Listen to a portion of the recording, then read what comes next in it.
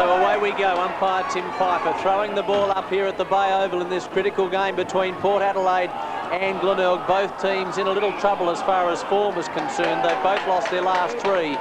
Free kick going Glenelg's way. It goes to Mansell. They're kicking to the right of screen. Mansell's kick is an awkward one. The mark has been taken by McKay. McKay gets on with it quickly from pretty well the centre of the ground. Good looking kick up toward May territory. Overrunning it is Malakalis. Picked up brilliantly though by McLeod. McLeod fires it out towards Spalding, and Spalding's kick has found Malakalis. And Malakalis about 65, 70 metres out. Too far to score. Short kick is on looking for a forward. The mark has been paid. And Port Adelaide into attack. No. Push in the back. It'll go to Borlase. So Darryl Borlase inside 50. And a big chance to score. What a good start this would be for Port Adelaide, who have been out of sorts in the last 2 months or so. Good looking kick, and he's missed. Just missing to the left-hand side. Got the distance, but the accuracy not there. And they are the shots that Port Adelaide need to hit. They need to kick them early and get their confidence up. Comments with us by David Mackay. Simon Hill takes the ball and has to shunt it back to the goal square, where Ross Gibbs, in that customary position in the goal square, has another kick. Not a lot of breeze. What there is going straight across the ground, but that kick from Gibbs is a very, very good one. Into the middle of the ground it goes. Borlase there again, couldn't quite take it. Hands and knees, a push put on, and Geneva, the skipper, will take it right in the middle of the ground and give Port Adelaide another chance into attack. Nearing 250 games, like a couple of his teammates, puts it into centre half forward. Big thump away. McKay's going to be first there. So too is Angove. In fact, it's Carter. Attacked the ball well. So too did Pedler. Gives Carter another chance. He's barreled. Does it well though. Gets it around. Gives it to Pedler. Can't get through Burbakov. Good tackling. Good solid start to the game and holding the ball. Correct decision. Williams tried to crash through. The umpire gave him the benefit. He couldn't get through and he went to ground. And look at him. He just ducks his head and goes to ground. He tried to get through. There wasn't an opening. There's McRae's kick up towards centre wing. It's a mighty thump. Port Adelaide with the numbers. Williams gets steamrolled. Can't get the hand pass away. Gee, it's tight and tough in the early part. And there'll be a ball up at left half forward. Two teams struggling with form at the moment. Central gave Glenelg a walloping last week. Port had the bye, but before that they'd lost their last three. There's Mansell kicking away from a pack of players. George Fiarchi, who's had terrible problems with his knees in recent times. Good kick by Wakeland to left half forward. Smith, who can win a game off his own boot when he's on song. Get the feeling he's too far out to score. There's the kick. Good distance in that, the accuracy there as well. Knocked away to the front of the pack. A chance for McRae, falls over. Mansell in trouble as well. They're coming at them ferociously, the Port Adelaide players. Angove now. Good smother off the boot. It ricochets. Flower can't get it. Malakalis tries to get the hand pass away. Gibbs is there. Oh, that was close. Free kick almost, but not quite. It's an interesting situation. The ground just a little wet in patches. Most of it's dry, but there are some wet spots. The players losing their footing. A good even start as Darren Smith has lined up at centre half forward. He's being picked up by Hamilton. The Tigers for the first time are inside now the 50-metre line at half forward, working in there and doing a good solid job is Carter. Wraps up the Glenelg player at the bottom of the pack and forces the bounce down just inside half forward. The battle of defences today already looming. Good desperate work over the top of the ball, then Fishlock. And look at Carter. Claimed him and wrapped him up. It's a good athlete, Carter, as Ryan goes over the top. And a free kick's been given away. I think Georgie Porgy was being held onto. He'll take it at half back. They've looked to the other side to give him an option. Delaney has run, but instead he goes in short. Not quite taken by Spalding, who cops one high. Should get a free kick. The umpire now calls correctly play on, but it didn't help because Stephen Williams was playing. Well, Spalding was the error, wasn't it? He had the opportunity to go through Spalding and just dropped it, and it all came unstuck. McRae inside half forward. Good mark taken down there by Eric Martin, I think it is. Yes, sir. So just inside half forward, and a good chance from 45 metres out to get the Tigers first. And they're continuing with Martin in the forward lines. I think he's played there the last 5 or 6 matches, but he's only kicked 1 goal, fellas. So he hasn't been able to find the goals so far. Can he do it today? Well, the Tigers have struggled for a consistent goal scorer all up. Eric Martin now 45 metres out and a wasted opportunity. offline and through for behind. The scores are tied away early in this game at the Bay. 5 minutes into round 14, and it's 1 point apiece. Yes, it's tight, no doubt about that. Here's Roger Delaney, who over the years has been a wonderful defender. Loves to run from fullback. Gets good distance with that. Out toward Wakeland. Also out there is Hamish Stewart. The ball still in play. Eventually still alive now. Chance for McRae. Got it from Chigwin. The hand pass goes to Wakeland though, so a wasted opportunity there. There's Ryan. Awkward kick. Scrambles at 25 metres. Another chance for Mansell. Not a good kick. Picked up by Heel. He scrambles it forward again, but the marker safe one too, taken by Delaney. Delaney plays on and comes to the grandstand side. Ango worked back well from his centre wing position. Hands and knees, gets it to Fiachi's under some pressure. Ginniver, that's a little more slick. Gets it away to the run of Carter. Half back to half forward it goes. An almighty leap put up there by Pedler. Taken off hands and thumped up there now by the player in McLeod. Game number 1, and it's taken by Scotty in front of the big ones. Pretty fair effort, McLeod, wasn't it? He got the ball quickly off the pack and put it beautifully to Hodges on the lead. And Rorick had no opportunity of cutting off Hodges. And the big full forward needs a good bag today to secure a spot in the state squad on Tuesday night. Yes, he certainly does. He's been a little out of sorts. I was watching him in the warm-up. He was missing them from here. Let's have a look at this one in the real stuff. Has a look at the goals. Not a lot of action from behind, but the answer is yes. The affirmative, and the first goal for the game is on the board, and it goes to Scotty Hodges 6.5 minutes into the first term. We're 14 rounds into the season, and Scott Hodges kicks his 40th goal. A pretty poor strike rate by his standards. Last year at this stage, he actually had a little over 55 goals and was doing it pretty well, but I fear that his fitness this year has fallen away. Indications are that he has a couple of broken ribs and he's playing on. Port Adelaide officials tell us they're bruised, but I fear they're broken.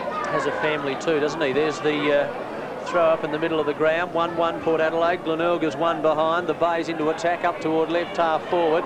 Chance now for McGuinness. Now McRae. Big chance for them now as young 34, and that is Fishlock, has threaded it through from about 35 metres. First goal, good reply. And Mark, when you're picking the state squad for Tuesday night, have a look at Phil McGuinness. Look at his handball. Very quick, very slick. McRae provided the run in support, but it was set up beautifully, wasn't it, by McGuinness, who just grabbed the loose ball, fed it off ever so quickly. McRae was running downfield and created a big opening down there for Fishlock, and Fishlock made no mistake. 1-1 apiece. Nearly 8 minutes into the first term. We're back in the centre. Ryan against McCulley, who's come from perhaps 25 metres away. Took a very long run up. Kretschmer attacked the ball, couldn't do anything with it in jumper number 12. Instead of the customary 22 as Malakellis feeds back to get some space and goes to Spalding. Far side over the head of Angove, and it goes over. So the breeze not worth a lot to either side. That's a little deceptive. It's going almost, David, straight across the ground. Yes, it is. No real advantage other than perhaps for the fullback kicking out to the outer side. Throw in, far side of the ground, and the Magpies into attack. Here's Malakellis. Gathers nicely, then swings around onto the left boot. A high kick.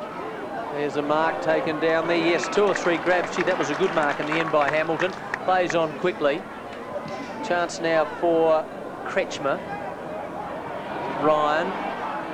Over there is Hamish Stewart, but Port Adelaide with the numbers, and that's Wakeland. And Wakeland's kick is very wide, and he's found Angove. So Damien Angove, far side, looks in short. He's got a player in Spalding who takes a good mark. Chiggy attacks him and then throws him to the ground, or was he just staging? Well, I think he threw him to the ground, and very lucky not to be a 25-metre penalty. Spalding inside of half forward. Big leap by Scotty, and a good take in the hands as well. Ominous signs early. Well, that's something we haven't seen from Scott Hodges for 3 or 4 weeks, jumping forward and up, almost unstoppable when he's in that mode, and it was a beautiful leap at the ball. Yes, it's a good description. Up and into the ball, attacking the football. Let's see if he can attack the goals as well. Thumps it right up to the line as it carried. Not quite. Big thump away by the Tiger defence. They're a chance now through the very speedy McRae. Picks up, runs it to himself. He's attacked by a couple of Port Adelaide players, and it goes over the line. He was attacked by Scott Hodges, and that's a good sign also. Hodges was there after putting the ball in long. He just got across quickly to make sure that Glenelg defenders didn't run the ball out and just kept it in the forward zone. 1-1 apiece, almost 10 minutes gone. First quarter in this big game at the Bay. There's Rorick. Well done by Mansell. Look at McRae. A lot of pace there in those legs. Over the head of Fishlock. A chance now for Ryan. No, Fishlock did very well. Read the ball and read the play particularly well. Chance now for Eric Martin. Gives it across to McGuinness. Chigwin needs a good set. Gets it. Kretschmer's there. Tackled very well. In the end, he loses it. The ball ricochets away. A chance for the defence of Port Adelaide. This is Carter, and Carter doesn't panic and gives it to Spalding. Port Adelaide are away again. Good defensive work. Thought Chiggy was going to be absolutely thumped there. But just a little sidestep. This is Simon Hill. Half forward. The Tigers are back in there again. Barton couldn't take it. He should have. He's lined up at full forward. He needs to take all of those. Ryan lumbers back. It's going to be claimed by Chigwin, who's worked back into that full forward line. And they wrap it up just underneath the scoreboard. In fact, the umpires found a free kick to go to Port Adelaide. Fiacci comes to the close side. He has a spare player in Olsen. Looks to take off and goes to the favoured left side. In short he goes, and he has McKay. McKay now from half-back. Elects to go by hand. Sweeping hand pass to Delaney. You've got to pick this up, Roger. You're going to be in all sorts of trouble. You've got someone there to help out, though. Very good tackle. As a result, Port Adelaide still with the football. McKay got one too high, and he'll take the free kick on centre wing.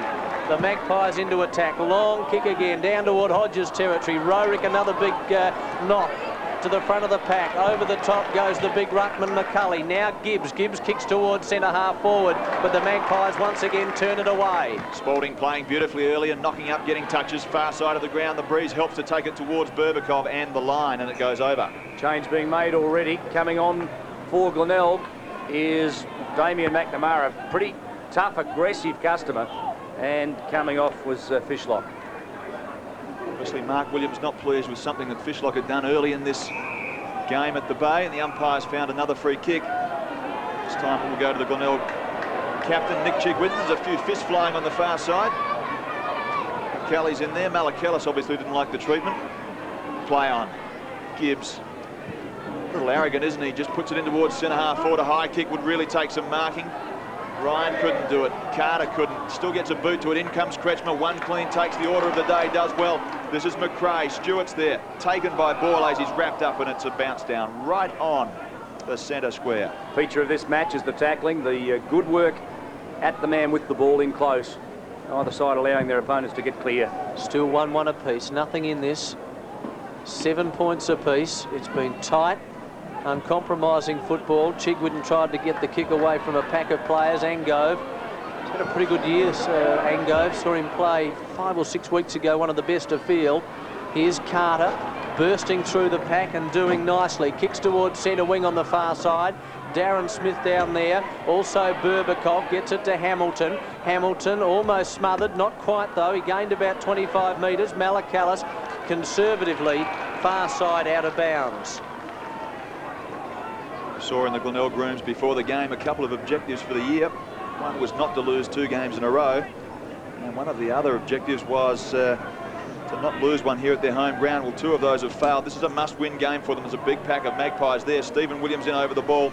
McRae lacking the body weight to go with Williams. In the end, gets it back. He's very good on the reflex. In fact, it was too fast. Yes, because both sides can drop out of the 5, can't they, if either one of them lose here? They certainly can, as Williams goes in short to Darren Smith. That looks all right. Trevor May in a beautiful smother. Comes back to Darren Smith somewhat fortuitously. Wheels around, not enough pressure from the Tigers. Inside half forward he goes. Georgie Porgy has come in and taken the mark at full forward, half forward. Drifted right down the ground and presented himself and took a good mark. Now the real question here is, can he make the distance? Not pronounced as a long kicking back pocket player. Let's have a look. Gives it every good chance right up to the line. I think they might have shepherded it through. They have, and George from the back pocket gets his first. Port Adelaide get their second, and they take a 6-point break. And not a lot of people would realise that even though George Fiacci has played a lot of football in the last few years in the back pocket, he actually started his career as a rover forward pocket. He kicked a lot of goals early in his career. In fact, at one time he roved with Timmy Ginniver, and I think he's almost kicked 50 goals in his 179-game career. 6 points the difference, 13-7, 14.5 minutes into the first term. Well taken by McRae, who's doing some roving duties and some torpedo punt duties. That's one of the longest kicks you'll ever see. That must have gone at least 75 metres. Oh, where was he? He was just forward of the centre circle, and it's nearly carried to the line. Unfortunately for Tiger fans, he was just offline, and now in the forward pocket. The Tigers with another chance. McCulley up over the top. Ryan, a good-looking two-handed tap. Heads towards the line, and once again it goes over. Feature of this year's football by all clubs is the fact that all forwards tend to work very hard at keeping the ball in the area. You don't see any Rudy Mandermakers that just don't follow their players out and apply pressure. They can't afford to carry them. Plenty of hard work in there at the moment. As Port Adelaide get it to the line, what's happened? Must have bounced right on the line, and will be another throw-in on the far side. 6 points the difference, 2-1 to 1-1. That was yet another example. Roger Delaney gathered the ball. Hamish Stewart pounced on him, dragged him to ground, and Delaney just got the kick away and it went to the boundary. Throw it in the left forward pocket for Glenelg, but Port Adelaide bang it away to toward half-back. Nicely knocked into the path there of Angover. Now Darren Smith, who's free on the far side. Darren Smith with a very good kick. Terrific work. Over the top goes Pedler. And Carter, can he kick a goal? No, it's just short and a little low. It was knocked into the forward pocket and it's out of bounds, but a very promising build-up there by the Magpies. And a great piece of work from Rorick, wasn't it? As he spoilt that ball away, they had so many free players running down the ground that Rorick was under all sorts of pressure. Well, I don't know whether you can see the aftermath. It's just out of screen. Hodges and Rorick were at each other. There'll be no love lost there today. McDonald and Heel, another of the state squad members, and a big chance to play on Tuesday night against Western Australia, is barrelled on the 50-metre line and will have a bounce down. 2-1 to 1-1. It's tight. We're 16.5 minutes into the first quarter. Darren Smith and Hamilton way up over the top was a Tiger thump. Heel took it. One step and left leg around the body. Hamish Stewart needed to attack the ball a little more vigorously than he did. Wakeman drags it back under and will have another bounce on the far side. Hamish Stewart at centre-half forward for the Tigers today. Renowned as a full-back, really. He has played a lot of football at centre-half back, but the Tigers, realising their big man strength at centre-half forward is a problem, are trying the big fellow there. 2-1 to 1-1, and the Magpies in front at the moment. Here's Heel on the far side, looking for an option, gets it to Gibbs, who had trouble getting into the ground today, couldn't get past a big bus. He was worried he was going to end up on the interchange bench, but he's out there playing at the moment. Here's West, who has been around a long, long time and played at a number of clubs. Opportunity now for McGuinness, tried to snaffle a hand pass out of the pack, went to West, he's in all sorts of trouble. Gee, Georgie Porgy's doing a lot of attacking, he's up at half forward. Kick not particularly good. Ginniver gives it back to Fiarchi. Fiarchi swings it round to a more central location. Smith there. Now Ginniver swings it onto his left boot and he misses to the right-hand side, but a good effort. It was a good effort. He made the extra yard, didn't he?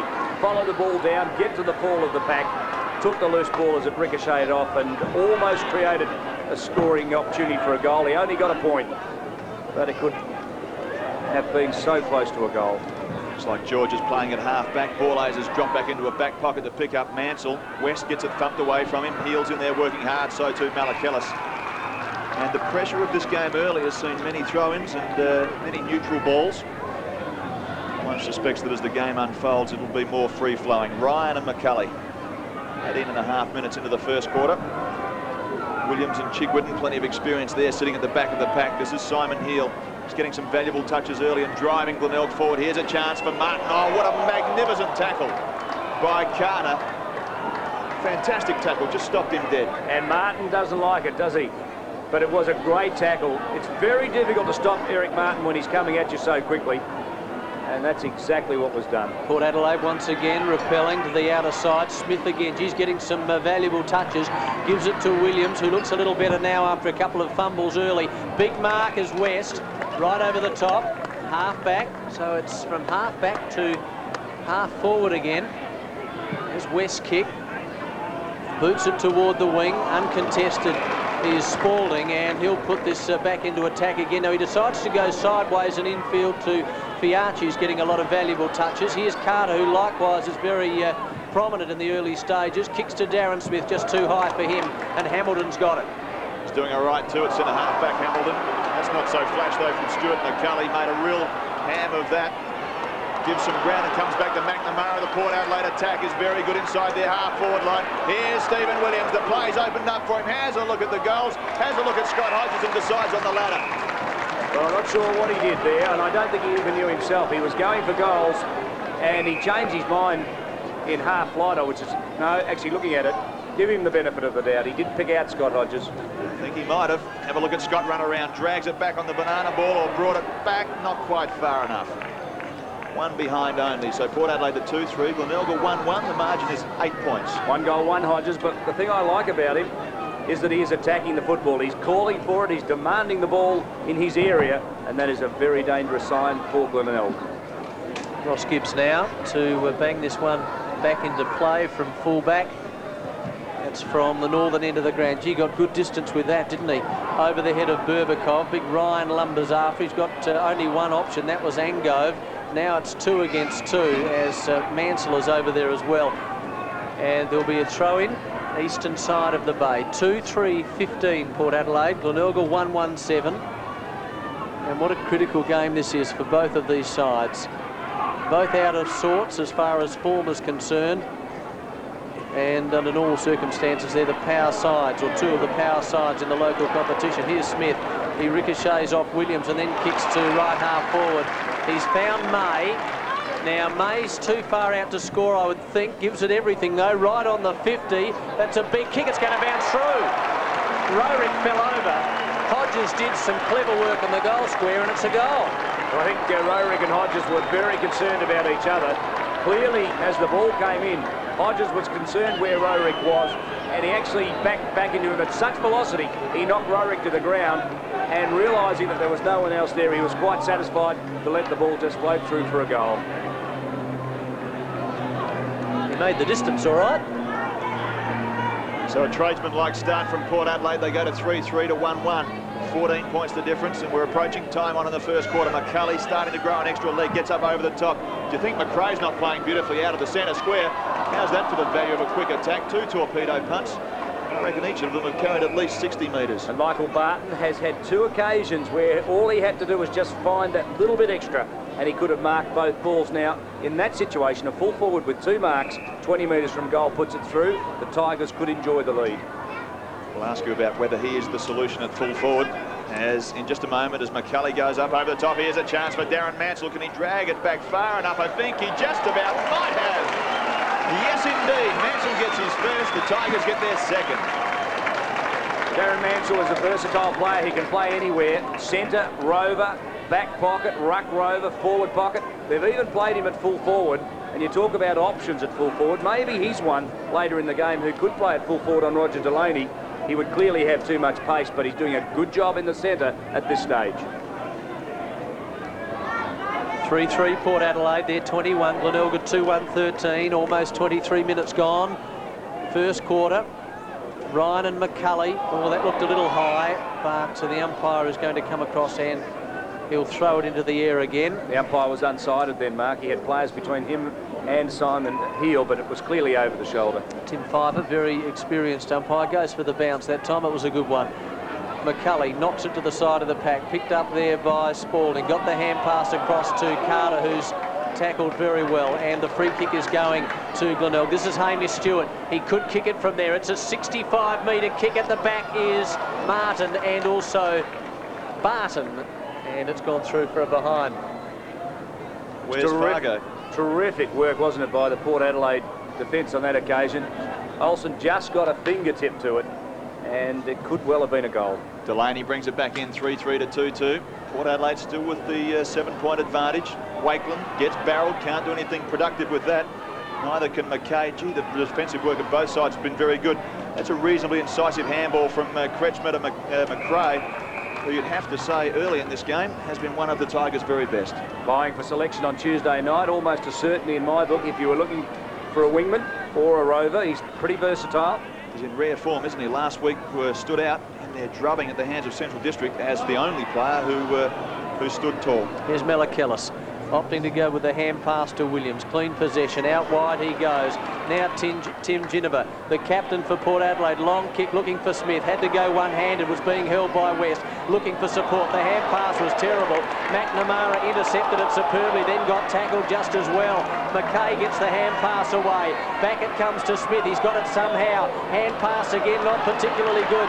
Darryl Borlays and also Gibbs and Borlays, and Gibbs knocks it over the line. Now there are two things there. One was a magnificent piece of work from Pedlar. The second part, David, as we looked at each other, was that if Daryl Borlase is fit, I'm a Chinaman. Correct way. Agree with that wholeheartedly. Just couldn't run. Here's Stephen Williams. So get at the Daisy Borlase. They want him to have one step and kick because he can't run. Out of sight in the snowstorm at the moment as Chigwitten sees it to the line. It was unbelievable. Ross Gibbs picked him up in 2 steps, Borlase. He had a clear run for goal and was just jogging after the ball. Maybe a symptom that Port Adelaide are clutching at some straws as Chigwitten gets one in the back inside of half-back. But just having a look at their reserve side, they don't seem to have a lot that they can bring up, so it may well be that an unfit Borlase is better than the other options. The Magpies are troubled, there's no doubt about that, as McRae gets yet another kick inside half-forward. Here's a challenge for Barton because he's got 3 on. One of them's Delaney, one of them's Carter, the other is Fiacci, and all 3 will figure here as well as McKay. Darren McKay at halfback. This Bay Oval is bathed in sunshine, and the spectators at the moment are getting a feast of tough football as West takes it on centre wing. Options galore. One of them is McRae. He's made some ground, well taken by Heel. Hurried kick inside the half-forward line, and that's the result. Drops straight into the arms of Wakeland, who relieves some pressure for Port Adelaide. Yes, from centre half-back, goes out wide to Olsen, who has shown a bit this year. Olsen now kicking well out wide to the far side. Spalding couldn't control it. Heel, Spalding into his back. Eventually a chance now for number 14, which was McLeod, one of the new boys in the Port Adelaide side. Now they're starting to move forward. Angove with a long one. Borlase, up he goes. Well, he's taken the mark. Plays on quickly. Gets the hand pass away to May, and the mark has been taken by Hodges. Now, you talk about Borlase and what he can do for you. He is very good overhead. He took that mark, and look how quickly he played it on to May. But the difference is that May got the ball in quickly to Hodges. He was 1-on-1 with Rorick, and that was the result. So Scott Hodges directly in front. Shouldn't have any trouble with this. He should eat it. And has put it through for a goal. So Scott Hodges gets his second. And the Magpies go to 4-3, Glenelg at 2-2. I guess bound up in what you're saying, David, is that Daisy Borlase is a very valuable player under any circumstances, but you just have to be so careful, don't you? Because at critical stages of close games, and let's face it, Port Adelaide have to win, that lack of leg speed might let you down. I think late in the game, Stephen, that's the point you're making. He could probably get away with it early while he's fit and fresh, but if you're injured and tired, it's impossible. So Port Adelaide make the break, 4-3 to 2-2, back in the centre. We're 27.5 minutes into the first term. McCulley gets up. Ryan is a very, very big man, though. He takes some jumping over. George puts one hand on it and traps it, does it well. He snared it for Malakellis. On the up from Ryan, a push in the back. There's a scuffle behind play, but Stephen Williams has got the free kick. A little arrogantly on one step. Oh, gee. Carter should have done better than that. Doubles back into some traffic. Still gets the kick away, though. Watch for Scott Hodges. Will jump from 5 deep. Couldn't quite take it. Pedlar gets the thump on into no man's land. Appearing from nowhere and around the corner is McLeod. Well, he's got some talent. He gets his first, and in game number 1, he would be very, very pleased with that. Third kick in league football. He gets a goal. But put this down to the good work of Pedlar. I was undecided. He really should have taken it. The golden rule here is when Pedlar had the chance of recovering here, right here, you're supposed to grab it. That's the rule. You must grab it and give the handball.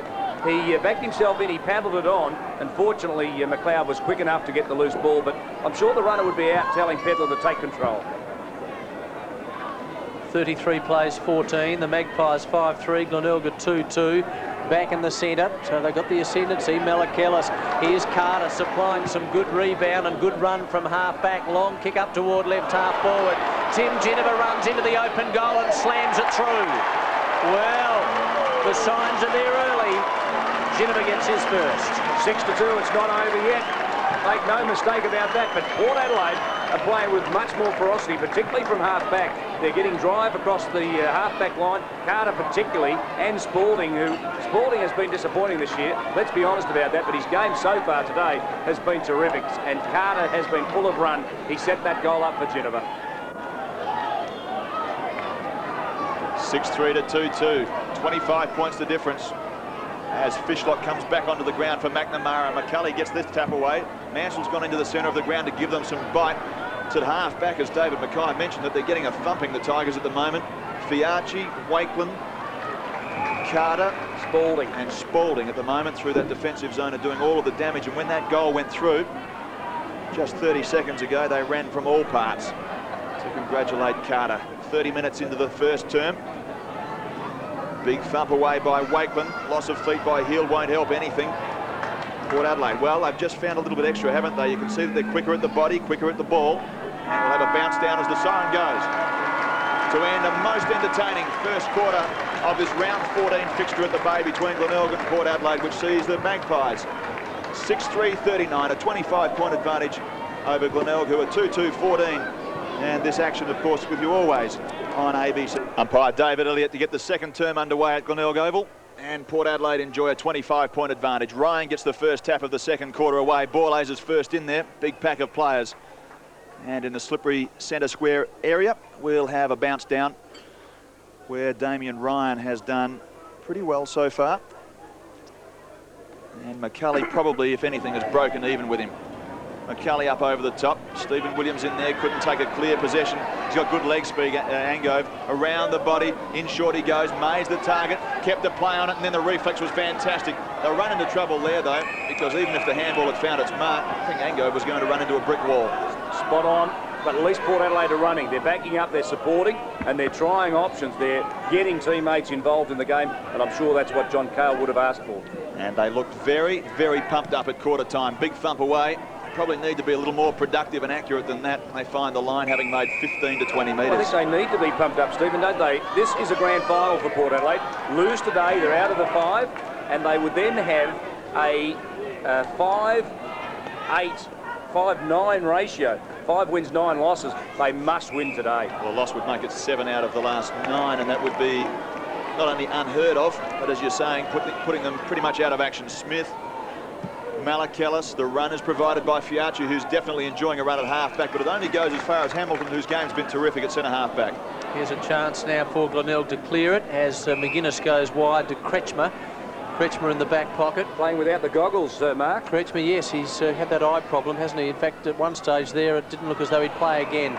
Carter on the far side. Gee, he's playing well, isn't he, this young boy? Over on that far wing, but he's playing at half-back. Long kick. Smith is the target. Up he goes. Couldn't control it. Hamilton with him as well. Port Adelaide Guernsey's there all over the place. It comes to the side from Williams. Now a chance for Smith. Well, the umpires sorted out a free kick. It's going Smith's way. And the 29-year-old, well, wouldn't this be handy? 6-3 to 2-2 at the moment. And he's about 48 metres out on a slight angle. There's his kick. It was an awkward style for Darren Smith, but he's banged it through. Well, big start, second quarter. Oh, you be the judge. West went to ground. Darren Smith came in and took him out. Look, bang. He's gone. Smith fell. And as he fell, his hand came out, connected with the D. Smith leg, and that is a very soft free kick, fellas. Can't argue with that. As Port Adelaide get the all-important first one in the second quarter. 7-3 to 2-2, 2.5 minutes in. McCulley needs to lift himself and give them the first access to the ball. McGuinness, a little toe poke, gets it away, but George is cool. Finds the body, not quite. In the end, Carter gets it stolen away from him by Kretschmer, drags it back in underneath the body. And another bounce on centre wing. Glenelg at the moment need a little more from their forward line. They're getting it in there, but that Port Adelaide defence is very, very sound. Big pack of players. McCulley gets that one away, but Port Adelaide are first there. Into the centre. Angove traps it well. The reflex is very good. Borlase got on the end of it. Malakellis looked to go back to Stephen Williams and was told, no, do it yourself. He did it himself, but it's out of bounds on the full. That's an interesting situation. Malakellis started the game in the number 12 jumper, long sleeves. He's now gone to 22 in the short sleeves. And I just wonder whether they won't incur a fine for that. His jumper wasn't ripped.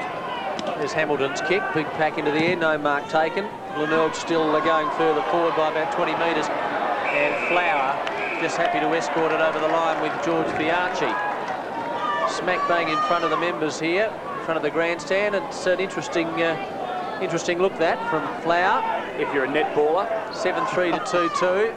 There's the throw in. Centre wing, western side. Flower again, the man that we were just talking about. Picked up and driven forward by Mansell. Not all that effective, though, because Port Adelaide turning it out, chopping it away. Well done by, that was Spalding, got it to Delaney. Delaney straight down the centre, good kick. Pedler, good mark. That was very crisp. Short pass to Williams, falling back, mark not paid, so it hasn't come off for them. Williams disappointed there. Chance now for May, high kick. Oh, he's kicked a big goal, May. Oh, what a terrific goal that was, and it's his second. They treat it 2-2. This is where Glenelg have to tighten up. Roger Delaney came streaming down the middle of the ground. They had spare players everywhere, Port Adelaide, and if Glenelg are going to do anything in their forward line, they have to tighten up and stop that run. I'll go one step further, Stephen. You're 100% right, of course, but they've got to take out players. They've got to hit bodies, knock them over.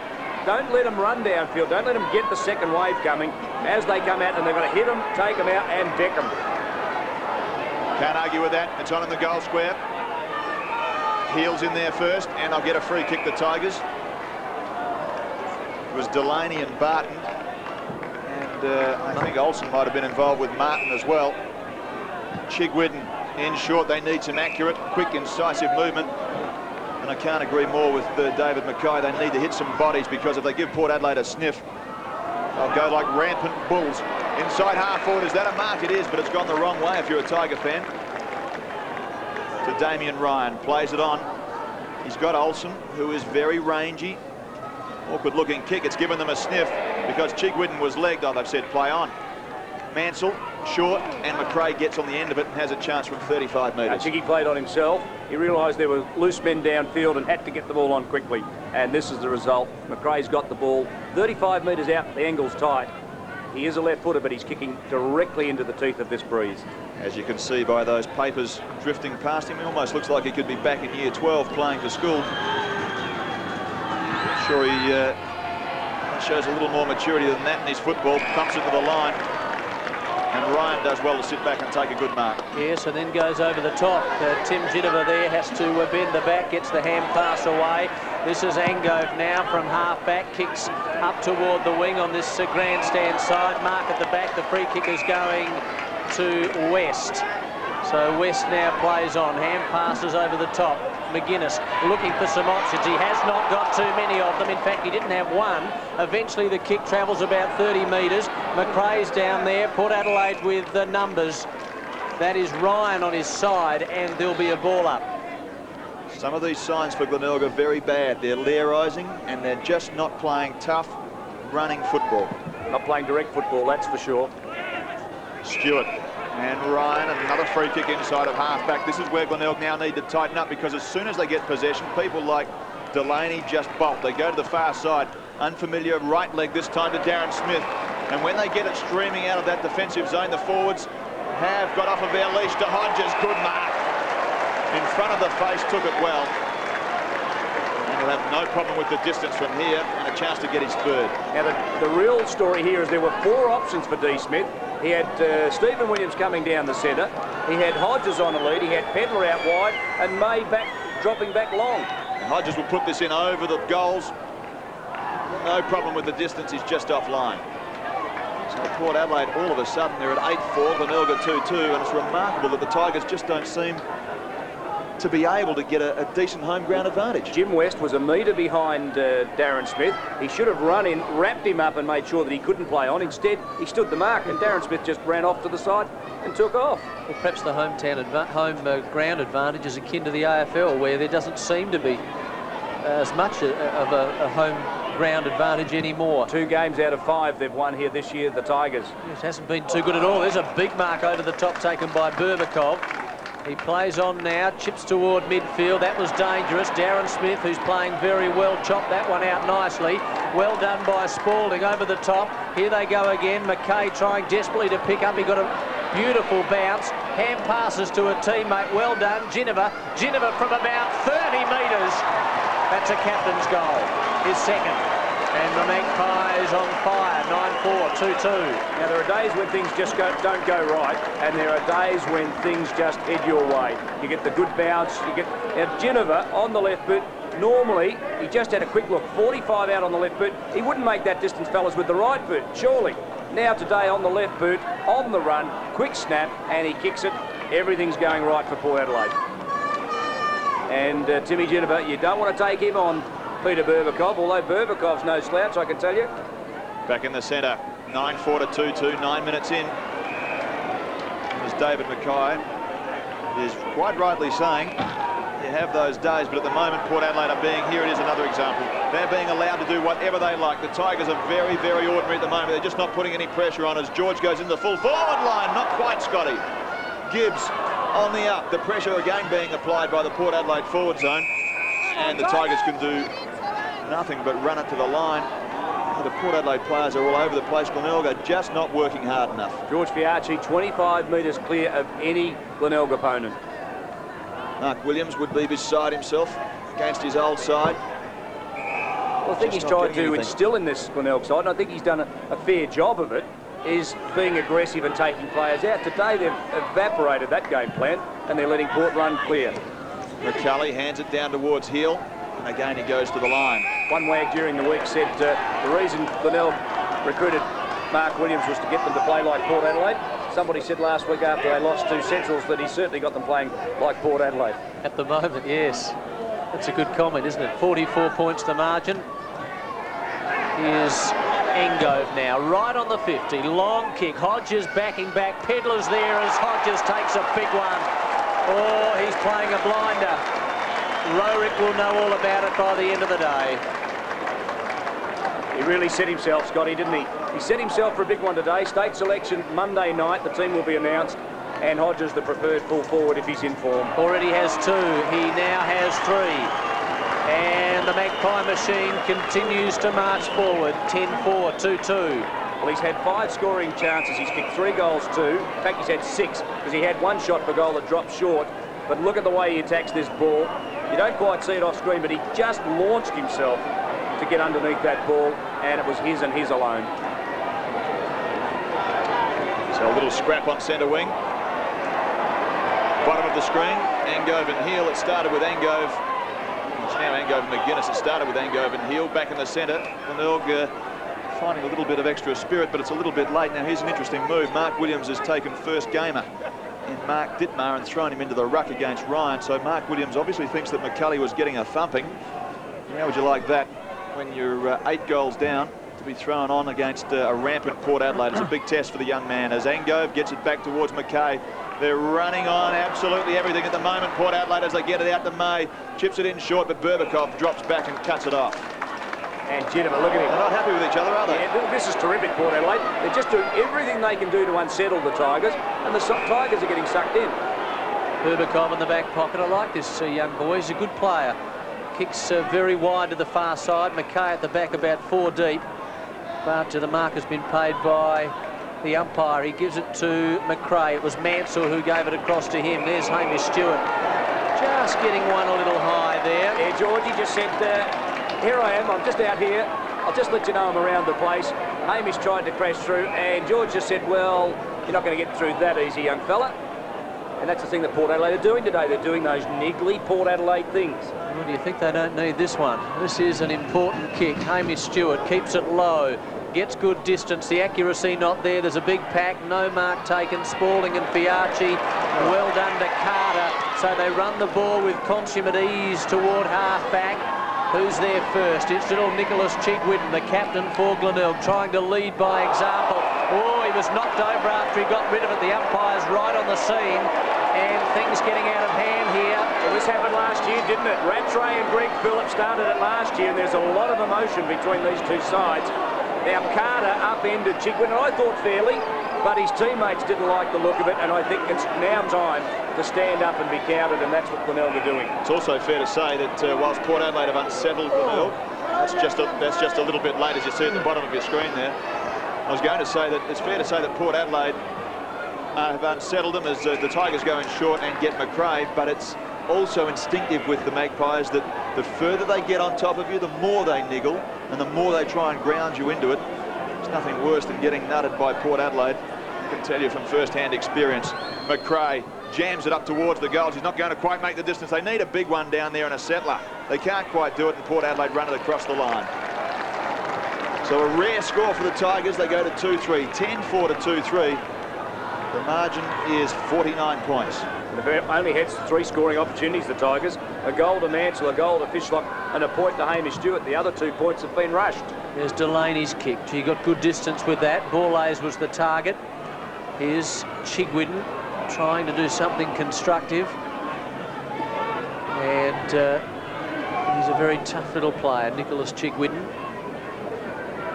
Ball up, right half forward for the Tigers. Nothing too positive happening. Eventually the ball is flicked out. Williams, a chance for him, and also McGuinness. And there'll be another ball up. So a bit of a lull. But before this lull, there's been a storm. And Port Adelaide have instigated. They're 10-4 to 2-3. Kretschmer gets it far side. They're becoming desperate now. Not quite. Spalding works back. Here's half a chance as Fishlock comes charging his way through. But magically it drops into the hands of Uncle George. He goes to the line. Little push out from Heel, who's doing his very, very best to get Glenelg back into this. He'll go for holding the ball if he's not careful. He doesn't. McRae's dropped out of the game in this second term when it's got a bit tougher. Here's McGuinness. Little chip out towards Fishlock. They need to attack the ball, the Glenelg side, because Port Adelaide are in it for everything at the moment. Spalding takes it, shovels it backwards and gets one too high. I don't believe it. A little soft one to just try and break it up, I suspect. Well, I think you've either got to let it go, don't you? You've got to let the players sort it out, or you've got to play the free kicks. They've let it go, and then suddenly they just pull out one like that. Half forward, McKay runs it to the line and runs it over. The crowd are on their toes at the moment. It's exciting. Good football and a good crowd enjoying the contest. Now, Glenelg need to absorb what Port Adelaide have thrown at them, give Port Adelaide back a little bit of their own, and try and get on top, ready for the second half. But we're nearly 16 minutes into the second term. They need to lift right now. We've seen some big turnarounds in this competition, and just a fortnight ago, or 3 weeks ago, in round 11, we saw Glenelg 10 goals up at half-time and lost a game. So it's easy for them to get back. They just need to work harder. 49 points the margin. Play right in front of us here in the grandstand as Angove gets a kick around the body. Outstorm the Glenelg defenders. They are desperate. Well done though by Heel. He chips across. That's terrible. Scott Hodges, bang, straight through. Well, unbelievable that. Heel to Hodges, and Hodges kicks it. His fourth. I couldn't give you a better example of things not going right for Glenelg. Now, Rorick did everything right here. The ball came in quickly. Rorick attacked it, as he should. Got there on the half volley, pushed it forward. Heel got the loose ball. He had a player running wide, but Hodges intercepts. Now, and it's on behind play. And David Arnfield is the runner, and he is caught fair and square in the middle of that. Dragged into it. The Glenelg people aren't happy out there at the moment with the runner, who's worn one. Now the spare umpires come out there, and the boos that you can hear are for the Port Adelaide runner. Don't make any mistake about that. They're not happy about it. Back in the centre of the ground it goes. I think what you were getting to say, David Mackay, was that the option from Heel was right, but they're just having such a dirty day that it didn't come off. Here they are, Port Adelaide at centre wing. Beautifully taken down was Spalding by McRae. They'll jump on him. And the umpire has no option but to call a bounce down. Well, that was always going to happen with David Arnfield. It was always going to happen because he does get involved, and there's been a lot of talk about just how involved these Port Adelaide runners get, particularly David. Free kick. Well, I spoke to a couple of the Port Adelaide players during the week, and they said, we're glad he's on our side. Dittmar now. Well, that kick smothered. So the crowd really getting behind this game now as Glenelg need to mount a charge. There's Chigwidden's kick. It's a high one. It'll be hard to mark. Players come from all over the place. Here's Flower trying desperately to do something positive in that forward pocket. Olsen's got the footy though. He doesn't panic. He sweeps the hand pass to Roger Delaney. Delaney back to Olsen, and Olsen will run the ball away from the danger zone. No, it's smothered magnificently. Back to Delaney, and Delaney this time has to do the mopping up. The pirouette was good. The kick wasn't. Out of bounds, dead set centre wing on the far side. Well, if you've forgotten the scoreboard in amongst all of that, it reads 11-4 to 2-3. 55 points the difference. Hodges has 4. Ryan, front spot, he's played superbly. Swooping in was Tim Ginniver. Hasn't he found a little bit extra today, the captain, when they've needed him? McKay on centre winger at half-back takes a very good mark. Plays it on. Wakeland streaming through the debris on the ground, puts it to half-forward. All over the top was Hamilton, over the top of Pedler. Angove works in. Hamilton's in trouble. He's lost feet, but he's very lucky. It dropped into his hands. Comes back towards McGuinness, who's lifted his work rate. Heel shovels it forward to McGuinness. They just need some mates to get in on the act now. Here's the big boy in game number 1. Number 31 is Mark Dittmar. They're messing around with it. Berbikov, short pass, but it's not going to come off, and it's taken by Olsen. Port Adelaide defence has been outstanding. Spalding, Olsen, Delaney, and Carter particularly. Fiachi's drifted back to help out also. There's Olsen's kick to midfield. May tried to take it one-handed, overrunning at Berbikov. Chigwitten there as well. Berbikov's got the footy. They've got Berbikov. Chance now for McKay, trying to get the hand pass out. Players falling down all over the place, and there'll be another ball up in the centre square. Mark, the intensity in this match is terrific. It's outstanding, isn't it? It's such an important game for both sides. Port Adelaide uncustomary and shocking form at the moment. Smith's kick, Rorick down there, needed to grab it on the first occasion. Now Hamilton ducking back, gives it back. Well done. Oh, gee, they almost got themselves into trouble there, but fortunately, if you're a Bay supporter, they're out of trouble as Berbikov now kicks toward Chigwitten. Could not control it, and it's out of bounds. Now, Port Adelaide are stopping all attacks by Glenelg. Glenelg was starting to run, but the wall was there. The ruck rovers. And here comes, well, there's Mark Williams. The boozer for the Port Adelaide runner, David Arnfield. They do not like him here at the Bay. Be interesting to see whether he's been reported out of that, because the spare umpire, the third umpire, the reserve umpire was right in there. This is Stephen Williams. Glenelg have found a little bit extra, but they're just not getting a return for it. Let me share this with you. There was a Glenelg player that took out David Arnfield. Now, I wonder whether, fellas, you can be reported for hitting a runner. Absolutely. Well, there's a fine line there, though, isn't there? Because David's been involved in a number of concerns and problems about runners getting too close and coaching on field. So, as I said earlier, it was always going to happen. It was just a matter of time, and it happened today. It could have been a lot more nasty. This is McDonald, and McDonald gets a hand pass to Berbikov. Too slow. Heel jams it onto the boot, out of bounds on the full. Port Adelaide with the advantage. He's playing himself out of the state jump for Simon Hill today. 3 bad errors in the first half of this match. I wonder how much that sort of thing is on their minds too, David. No, I don't think they'd rate that too highly. This is what's important today. Into full forward, Hodges gets the thump away. May beautifully with one hand around the body. Can't quite get the radar working, and it goes across the face and through for one behind. So 2-4 to 11-4, 9 goals the difference, 21.5 minutes into the second term. And that Port Adelaide defence continues to be as tight as a drum as Ross Gibbs brings it back into play. Here's Gibbs. Where will he go? West offers a lead, but Gibbs decides to go in that general direction. It's a pretty good kick. Oh, West, right over the top. Good mark.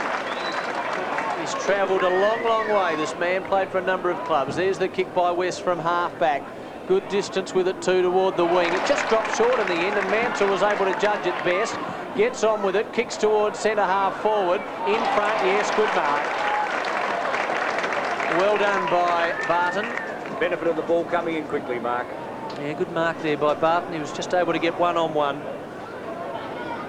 And you can see there he is a very strong boy when he takes front position. He's got a good physique, good strong hands. I was critical of him early in the year about his kicking for goal, but he's improved that out of sight. He kicked 5 straight today. I criticised his kicking. Let's see what he does with this. I've only kicked 2 so far. It's been deplorable. There's his left foot kick. And don't tell me he's missed this. He has. I told you not to tell me.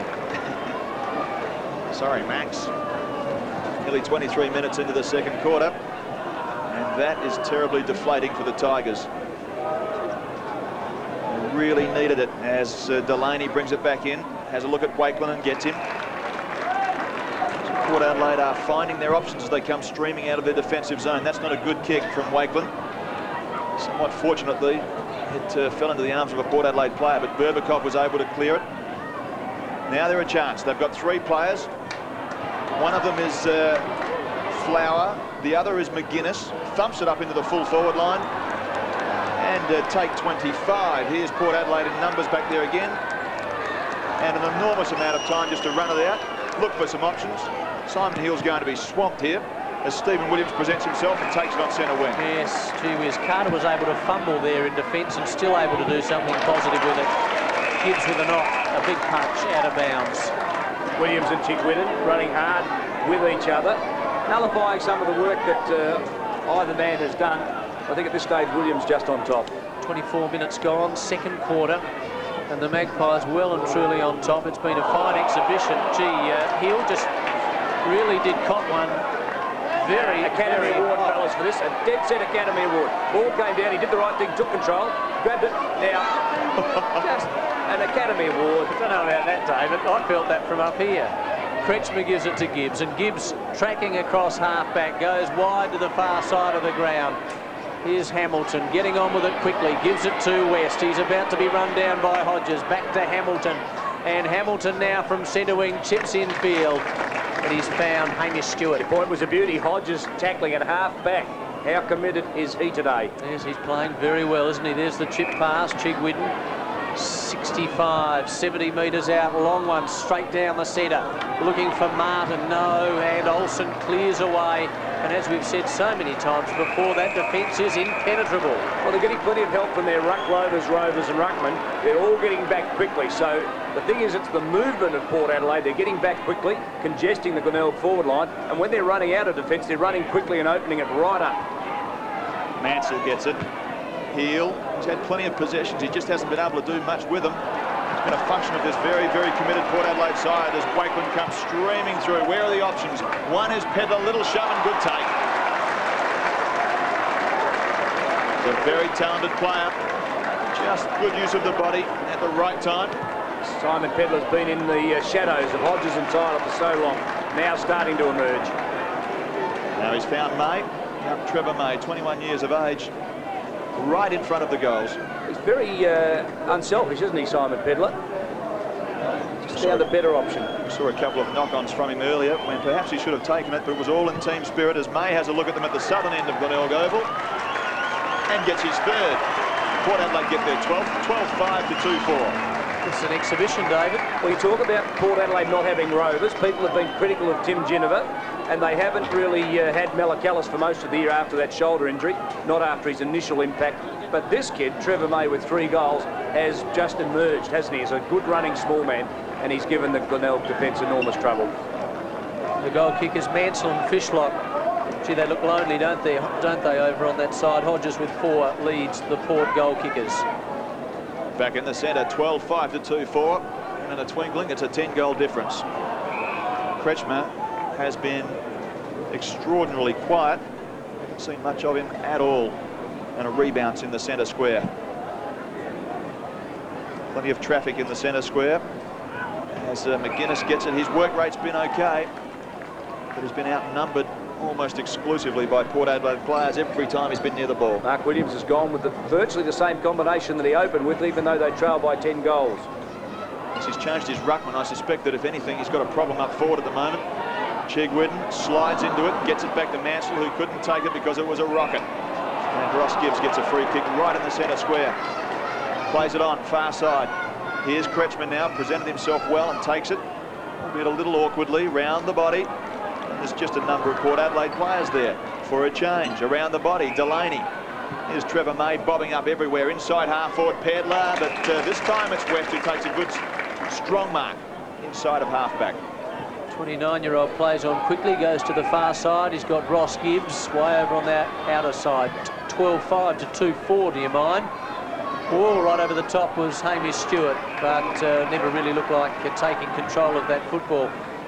So, the Magpies, well, they've really answered the critics so far. We're approaching half-time, still another 2 quarters to go. Anything can happen, but boy, oh boy, if you're a betting man, you'd certainly be pleased with the way your bet has gone this far, David, if you're a Port man. Well, you'd only have to cast your eye back to the West Adelaide game, Football Park, Friday night, 7 weeks ago, when West Adelaide, 10 goals down at half-time, got up and won by a point. Wasn't that a classic? It can happen. It's just a matter of the way that it's happening to Glenelg at the moment that would be alarming. They're not at it. Port Adelaide, conversely, are strong and committed. And I can't see them in light of the fact that they've lost 6 of their last 8. Throwing away 60 minutes of very hard and desperate work. In over it is Chigwidden. He's tried hard, but really hasn't done a lot. They've got their problems, Glenelg, haven't they? Because they were caned last week against Central. They lost 2 before that. And if this continues, then they may be the team that drop out of the 5. Having bounced off of 5 straight, it's an extraordinary turnaround. Quick kick away. Gibbs can't take it. Wakeland gets it. thumps it up inside of half forward. Way up over the top was Rowwick spectacularly, but only as far as McKay. It's opened things up in short, and he's got Darren Smith. Now, Jim West was caught under the pack there. No, there was no fault of his. Rowwick did probably the right thing, but he went for the big thump. Instead, really what he should have done was thump it towards the line. I think that's just a little bit of immaturity, a little inexperience. He should have thumped it to the line, thumped it back into play. The kick after the siren for Darren Smith. Thumps it up. He has one, and he still has one at half-time. So at half-time at Glenelg Oval, a whitewash to some extent, but still a very entertaining game. Port Adelaide at 12-6, Glenelg at 2-4. That margin is 62 points. And all of this great action with you throughout the state on ABC Sport.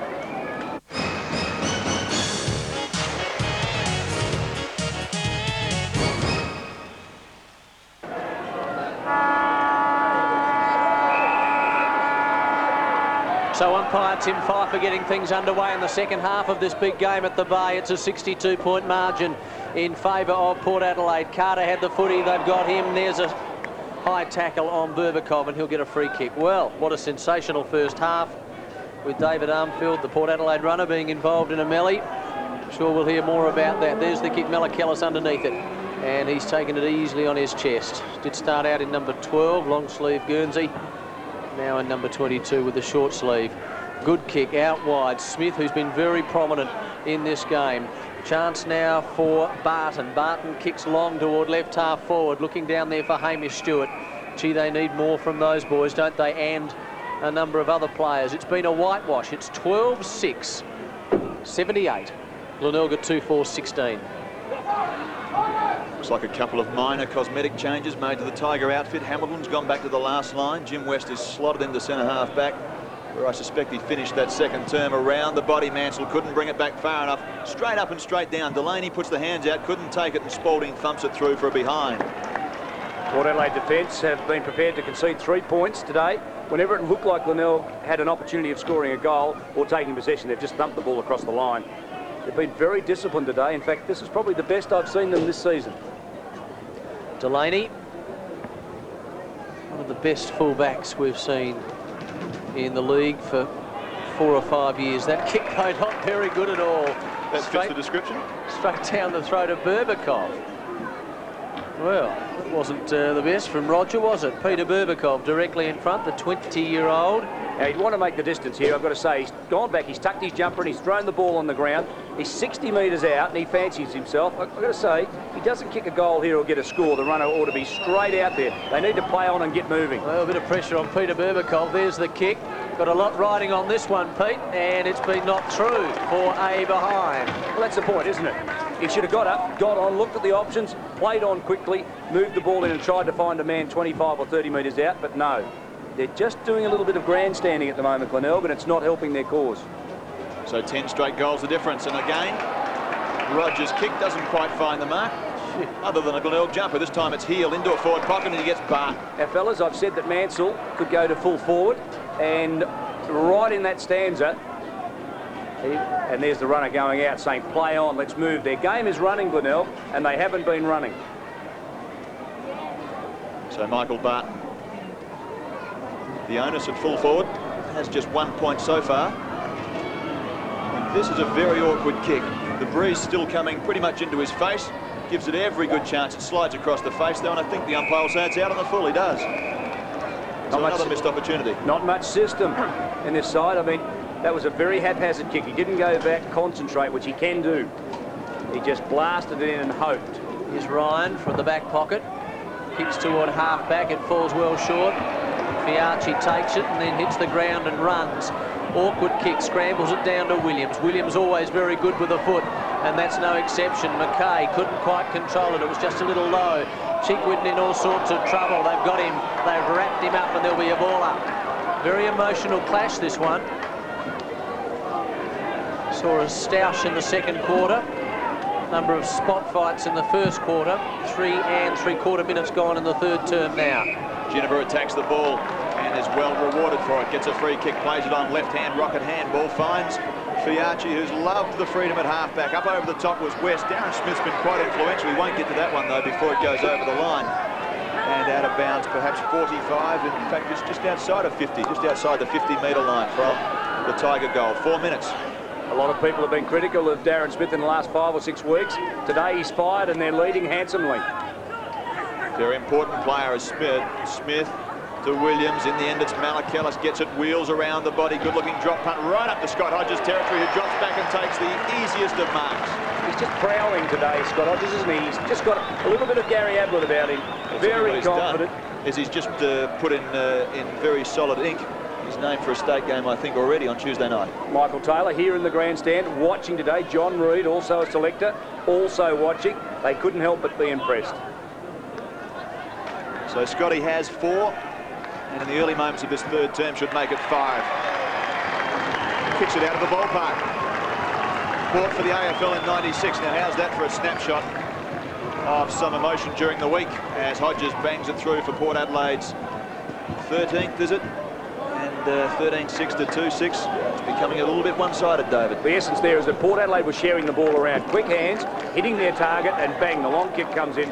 Scotty Hodges proudly 5 goals to 8 scoring shots, and he scored from 7 of them. Rorick in all sorts of trouble. And a fairly good crowd here watching this match. 13-6, 2-6, 84 plays 18. The Magpies at their very best. Glenelg at the moment at their very worst, I would think, as Ryan and McCulley do battle, the 2 giant ruckmen for their respective sides. And it's a stalemate. There'll be another ball up in the centre square here at the Bay. Pretty good crowd. And the Magpies, well, are they on song or what? Here's McGuinness from the centre, slams it onto the boot quickly. Hamish Stewart couldn't half volley. A chance now for Healy. Needs a clean bounce. He's now got clean possession, and he has swung it through for a behind. Just a little too far to the left-hand side. Nothing going right for the Magpies. 13-6 to 2-7. Just needed to take a clean possession, didn't he? And then he would have been away. In the end, he had to panic and rush as Flower gets it around the body. Good spot back to the pressure zone. Working back as Olsen thumps it towards the line, and you can bet that George, well, I was going to bet. Lucky I would have lost my money. Brings it back inside. Good option in the end, and has Spalding plays on. Has an option in Ginniver. Well played by Barton. Good piece of work. That's a little more like it from the Tigers, except to go for holding the ball. Play on, says the umpire. Olsen streams away with it from half-back. It's been a fashion of his kicking today, or a feature of his kicking, is just let him down. And that young man on screen, number 14, is in his first game. Andrew McLeod. He has 1 goal, and he's played pretty well. Been very dangerous and prominent. Smith had it, then lost it. Can the Bays do something from centre wing? Here's Chigwidden, good balk, then got the hand pass away. McGuinness, it was originally intended for Barton. As a result, the Bays now in big, big trouble. Holding on, free kick, Glenelg go. So Chigwidden to take it. This mighty captain, 25-year-old, chips towards centre half forward. At the back is Wakelam. Well done. Gibbs knocks it in front. That was a little high, quite obvious. Hamish Stewart erring, and McKay to take the free kick. Sleeper hold. Well, he's awake. He puts it back into the centre of the ground. Look at that for a plethora of options. One of them is this young boy, McLeod. Bangs it up towards the full forward line. Watch for Scott. Sits. Can't quite take it. Good piece of play from Rorick that time. Gets it away to Chigwidden. Fumbles it. Still gets it back to himself. It's always a good-looking kick from Chiggy, but it bisects a couple of Glenelg players that time. They're still in there with a chance. McRae. In fact, it was McDonald. Thumped it down. And speaking of McRae, where's he been? Saw him early, didn't we? Just out here. He's still on the ground, but very inconspicuous since quarter time. He's gone to half forward and Spalding's picked him up, so they're obviously trying to ruck rove him and get their on-ballers who were obliterated in the first half some movement. Guinness has been quiet. Would you try and attack now if you were the Tiger coach, get some good players into the forward line, perhaps West and company? Well, I think they're on the right track. Get all your good players in ruck roving and centre line positions. I would have reshaped their half-back line and said, fellas, we're just going to attack. I'd rather be beaten by 15 goals having a go than go down by 8 goals in a whimper. And I think it's just full-bore attack for Glenelg now. They've got nothing to lose. So the Magpies with this handy break. 13-6-84, Glenelg at 2-7-19. a dismal performance by the Bay so far in front of their home crowd. May, well done by Gibbs. It was a good smother. Over goes Angove, now to May. May very wide on the far side of the ground. Opportunity for McLeod, number 14, who's showing a clean pair of heels. Does well. Well, there was not a lot of pressure on him. I think he made more of it than there was. In the end, the kick not good. And Flower now clearing away from that dangerous area toward the wing on that far side. McLeod in the action again, kicked off the ground, out of bounds on the full. Paulet's to take the free kick. The boys earlier mentioning he didn't look fit. We haven't really seen a lot of him. Clearly not fit, Mark. Put that down as a certainty. We haven't seen a lot of him running since that comment was made. He's taken a couple of marks and passed off. There's Mackay on that outer side again. He'll be looking for Hodges, I would think, or Spalding. Up they go. A chance for May. May gets the hand pass to Smith. Smith now over the top, and Williams, bang, goal. Another one to Port, and they are going berserk here at the Bay. It's 14-6 to 2-7. Tack that goal down to Trevor May. He emerged from the pack with a 35-metre handball. West went up, 2 bites and couldn't take it. Look at May, swooped on it on the left hand. Thank you very much. Terrific skills. Non-preferred hand, 30 metres the handball. It found Darren Smith. It opened up play beautifully. That's what Port Adelaide have done. They've opened up, they've moved the ball quickly. Oh, and Smith and Wakeland, how do you do? 14-6 to 2-7, 10.5 minutes into the third term. You'd be brave to say that the Tigers are gone because they're a good outfit, but at the moment they just don't look like it. Borlase gets it to half forward. Kretschmer, unusually quiet. Here they go, the Magpies again. They're on full steam at the moment. McKay to Hodges didn't quite work. Rowerick comes charging through. It's well claimed though. The Port Adelaide tackling today has been superb. Just let me share this with you. Okay, it's a free kick.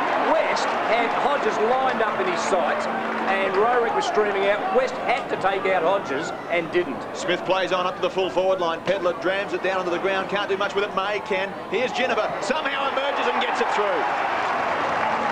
A rampant Port Adelaide.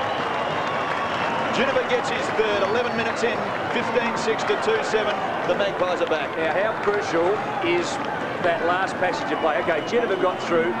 The tackle was applied. May again setting it up. His assists. If this was basketball, he's had 2 assists in the last 2 minutes. But I go back to Rowerick coming out from fullback, Hodges tracking him down, West coming in. West should have creamed Scott Hodges, split him up the middle, and Rowerick would have had a clear run. Instead, it comes back and Port Adelaide get a goal. So the margin out to 77 points to your mind. 11.5 minutes gone in the third quarter.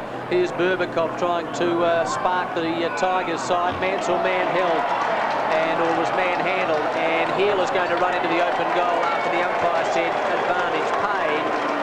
Third goal for Glenelg. It's been a long time between drinks. Well, it's their first goal since the 20-minute mark of the first quarter. If you don't mind, thank you very much. Now, and you've got to say it was probably even a soft free kick, but the Berbikov kick is a torpedo. Soft free kick was no free kick. Either way, Hill had the run of the ball, but everyone else stopped anyway. But I think it would have been a goal regardless, but you can't pay those soft free kicks. Back in the centre. Ryan up over the top. We're 12.5 minutes in. Glenelg get just a little bit back, but here's the Magpie machine again, back in towards Rowerick. He's been under some pressure today, and there it shows. Over the line and on the full, and Tim Ginniver is having a great day out. Short he goes and gets McKay. The point is, Rowerick again had no support. Somebody help that kid. He's under all sorts of pressure back there, and not one Glenelg player came to assist. Probably missing Rubening too. Well, you're right. Rowerick will go home tonight and have nightmares as McKay puts it up towards the full forward line. This time they play in front, and Kretschmer takes a good mark. Yes, he had to do that because signs were ominous for Port Adelaide. There's Kretschmer's clearing kick out toward Berbikov territory, who appears to be having a run on the football. A chance now for Rangov. He did that far too easily. Just ran through the traffic, and again, do you mind, no tackles being applied. Hodges over the top, a big pack, no mark taken. May just dribbles it forward, and it's offline.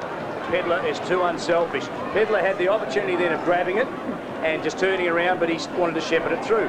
He's got to get it in his head. He's got to be scoring 4 goals a game. That means he has to have an element of being selfish. He's got to take possession and kick goals. He's probably just a little wary of Hodges.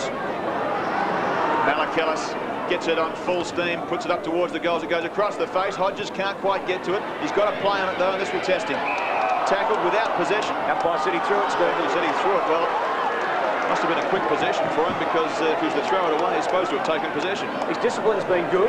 Now, the umpire's given a decision. No, he did try and handball. He just flicked it on. Clearly a bad decision, but he didn't blue. Just stood the mark. Good discipline, Scott Hodges. Eric Martin now to McNamara. So can they set something up now from half back to centre half forward? No, they can't, because Carter was there to short circuit it. He goes short. Well, I think he might have been looking for Ryan there. Melakillis came in very quickly. In the end, Spalding's got it. Kicks down toward Hodges and Pedler territory. The ball ricochets to the side, picked up by Ginniver. Ginniver swings it onto the right boot. Smith there, and also West. Chance now again. This young man is going berserk, and McLeod gets his second. Well, he's having a big day out. First gamer, 16-7 to 3-7. One thing that Port Adelaide will always do is they will grind you into the dirt if you give them a sniff. Now, Glenelg have just stopped running at the moment and stopped working.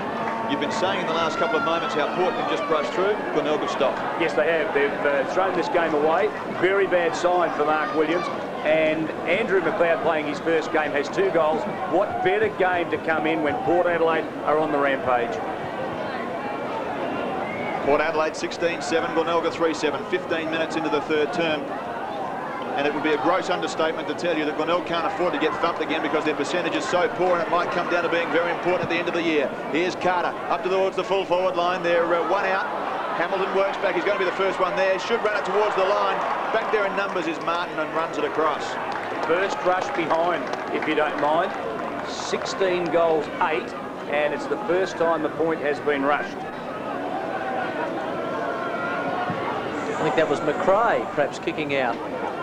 Very long toward the far side. Now McNamara, and McNamara gets about 35 to 40 metres. Hamish Stewart quickly across to Flower. Terrible kick though, because it went straight to Fiachi. And been very good. Been very good. Oh, he's a good attacking defender, isn't he? There's the kick. Big pack into the air, but the mark hasn't been paid to West. To Smith. Yeah, going Smith's way. There was about 3 or 4 of them that went for it. So the 29-year-old bangs it towards centre half. Well, that was just too easy, wasn't it? This is Carter again. What a game he's playing.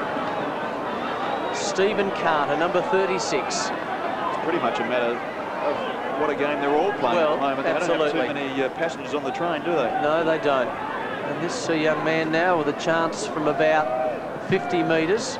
Goes with the drop punt, not the accuracy nor the distance. McRae over there, and eventually it goes out of bounds, right forward pocket for the Magpies. Now, that point about percentage is extremely important, because there are so many clubs in a tight position. There are 5 presently with 5 wins, and if it's going to be that tight at the end of the year, then Glenelg could well be in trouble. 101 points they lost by last week, and they're going to get a trouncing at the moment as well, as Barton puts it towards centre wing. Verbekoff couldn't control it, and it goes over. Fellas, Glenelg have the breeze, and they have scored this term 1 goal 3. It's a fair breeze. Port Adelaide proved in the second quarter that is the scoring end of the ground. But my goodness, you can't write Glenelg off for their season, but they are certainly having a very bad slump at this time of the year. Well, it's been a terrible month for them, hasn't it? And they were similar last week against Central District. They just never ever gave a yelp. In fact, it was the Bulldogs doing all of the barking, and they did it quite spectacularly. Chance now for May. Gets it across to Williams, but just lost sight of it there, and as a result, Flower is able to kick it to midfield. Well done, Hamish Stewart. Nicholas Chigwidden goes straight to McKay, do you mind? And McKay now with a short chip pass to Williams, who now has it about 85 metres out at right half forward. Short passes on. Angove now a little closer, but a little wider. And he chips short. Another 20 metres gain. This is Melakillis.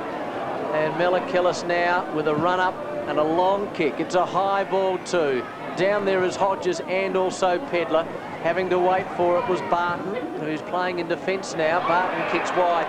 Not a good kick, and Ryan will put Port Adelaide into attack again.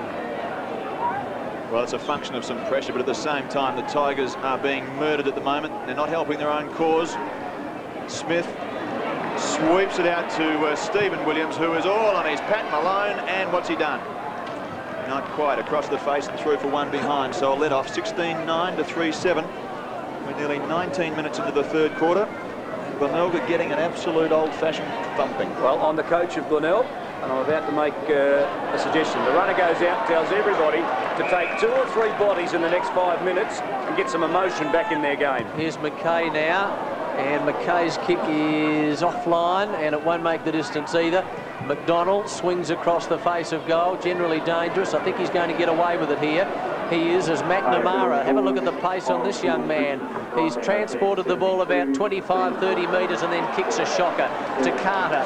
Now across to Ginniver, and Ginniver from the centre. Little chip pass to right half forward. West was there late. Melachillis had to stand his ground.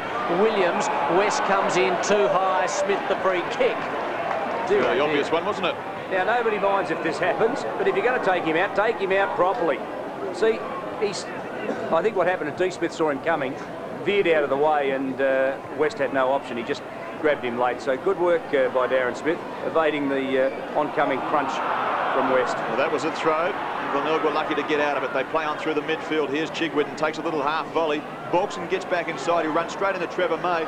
This is typical of their day, zigzagging with the handball, and nothing's terribly free running. They seem to have real trouble on the confines of their small home ground as Berbakoff gets it at half forward, thumps it up towards full forward. Mansell presents himself. It's too easy for Roger, though. One fist up over the top. McGuinness, very unobtrusive in this third term, and again Port Adelaide with numbers work it away. Perhaps the Bays need to shift back to Footy Park, Stephen. Well, they played well there, and they do play well there, but they just don't play well at home. 2 out of their last 6 at Looms. Up to the full forward line, and Hodges takes another one and gets trodden on. Well, you're now looking at the state full forward. He's kicked 5 goals too this afternoon, but he's presented himself. He's been strong, he's been aggressive. He's been competing for every ball. He's chased fellows down on a half-back flank. He's been involved in everything, Scott Hodges, and no doubt he's earned his place. For South Australia's sake, it's a bonus that he's emerged at this stage because he is a very, very good and proven full forward. He bangs through his 6th. Port Adelaide are back, and Scotty's back. 17-9 to 3-7, 21 minutes into the third quarter. And David, could they control him any better? I think it's now time for a change, isn't it? Rorick perhaps needs to come out centre half back, perhaps put West back onto Hodges. Just try something different. It's not working as it is. And my mind's eye just flicks to Graham Corn sitting in the grandstand, malingering the lack of firepower that the Crows have got, and seeing Scott Hodges put in this sort of performance, and he's about to play. There's Cornsey. Wonder what he's thinking about Scotty Hodges. That will haunt him in years to come, I'm sure. He's probably thinking how Nicole is at the moment. Yeah, or about the bub. 17-9 to 3-7. What about Hamilton? Wouldn't he be a little bit pleased that he didn't get the job on Hodges? Instead, he's had to look after Pedler, who's been reasonably quiet. Well, Hamilton is not quick enough or strong enough to go with Hodges, so they've at least made the sensible player to play on him, but it's just not working still. Yeah, well, and they're also missing, as I said earlier, Rubenik, who also gives them good rebound. But the Glenelg side in all sorts of trouble here as Chigwin has a shot and misses. I think your point is a very good one. That shouldn't be overlooked. Rubenik out of the back pocket runs, and he provides options. He brings the ball out quickly, and it makes a few players down the field look a little better than what they perhaps are showing today. And I think he is sadly missed. They're not running out of defence. They're not attacking Glenelg. It's a very good point. This is Olsen free moving and a better looking drop punt. Oh, McDonald sat on the top of McLeod, got the punch away. It wasn't very effective. Here's McGuinness. He's going to be absolutely set upon. Umpire said he got a push and gets a free kick. A little lucky perhaps, but he's got it at half back. You're not kidding, it was lucky. Mark Tyler having a run, fellas. Yes. What did he start at? Full forward in his career, back pocket, and then on the bench. Left back. That's what they say. It's always a move in the wrong direction when you go back there, but the Ken Farmer medalist of a couple of years, just a little lean trot at the moment. He'll come back as Hamilton gets it towards half forward. Spalding works his way back. Attack the ball, Nigel Mansell. Oof. Yes, he does. Darren gets it this time to Kretschmer, who timidly runs it across the line. And another little stoush shot on the far side. George is in there. Mansell's in there. So too Spalding. Now, Mansell is a master at unsettling opposition sides. And look at him.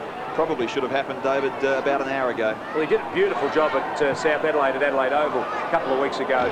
Well, he unsettled us on ABC TV a while back, Darren Mansell, didn't he, fellas? Didn't unsettle me. I just unsettled the director and producer, that was all, and all the viewers. Wish we had have had the beep button, but we weren't quick enough. Anyway, verbally unsettled you. Yes. Good smother, well taken by McRae. Another chance from inside 30. This time he's got it.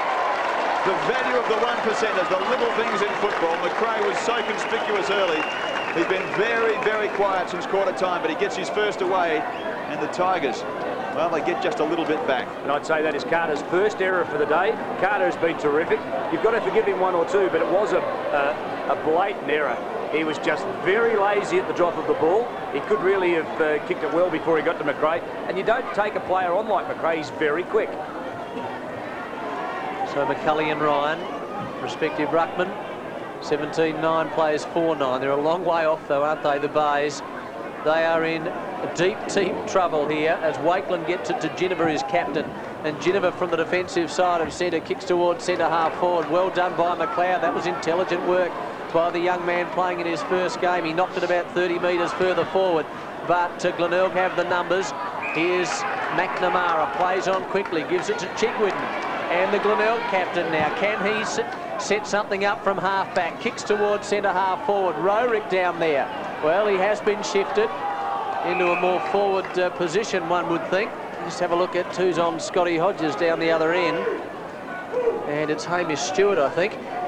So he's got the job now on the very dangerous Hodges. And Rorick now up at half forward or in that area somewhere. McCulley scoops it away towards Simon Hill, who has a look at the goals and can't quite drag it back far enough. One behind, so 4-10, plays 17-9, and we're just into time on. Two number 4s picking up one another at the moment. Simon Hill and George Fiacci as Delaney prepares to bring the ball back in. A little perplexed as to where to go. In the end, decided that Ryan was the best option, but couldn't quite find him.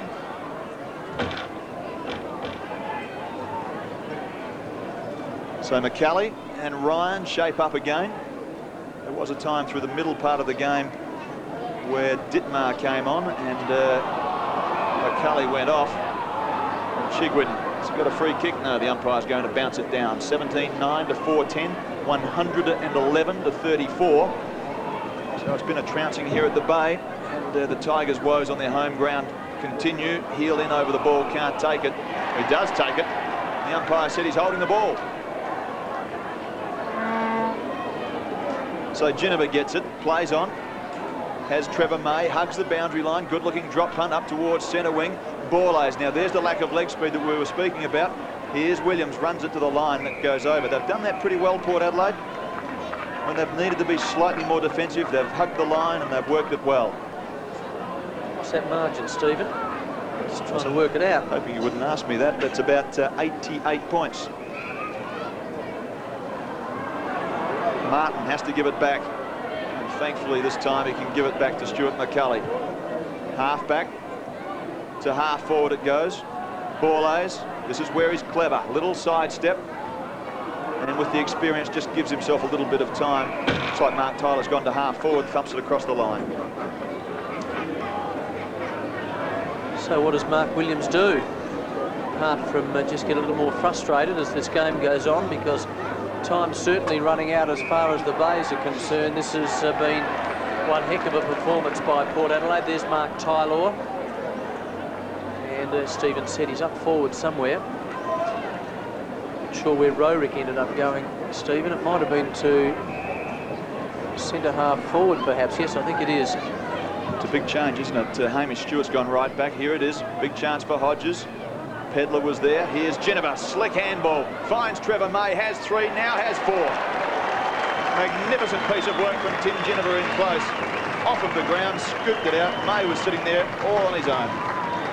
Well, they're running right, aren't they? 18-9 to 4 goals 10. He's been very impressive, Trevor May. So too is Hodges. Tim Ginniver has 3. Carter's been one of their better players, but as was said earlier on, they really don't have a passenger. But Glenelg have a busload. So May, Trevor May gets 4 goals.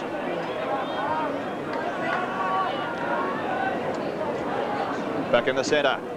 Ryan, McCulley, 18-9 to 4-10, 28.5 minutes in. Here's Malakellis around the body. One arm attempt by Ginniver, didn't come off. Back to Malakellis again. This time it's more positive. And Angove gets it. Around his body he goes. Hodges is the target. In fact, Stephen Williams makes a good mark in the forward pocket.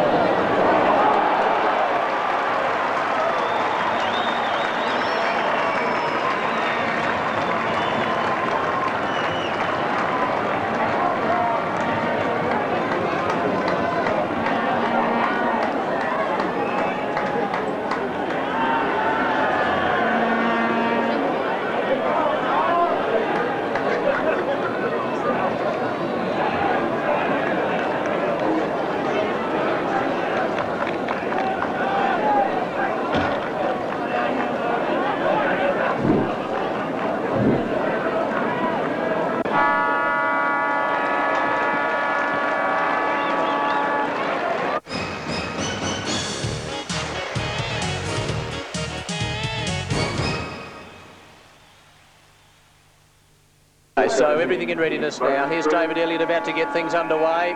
Big last quarter needed by Glenelg, no doubt about that. If Port Adelaide continue, they will beat Glenelg by 1 country mile.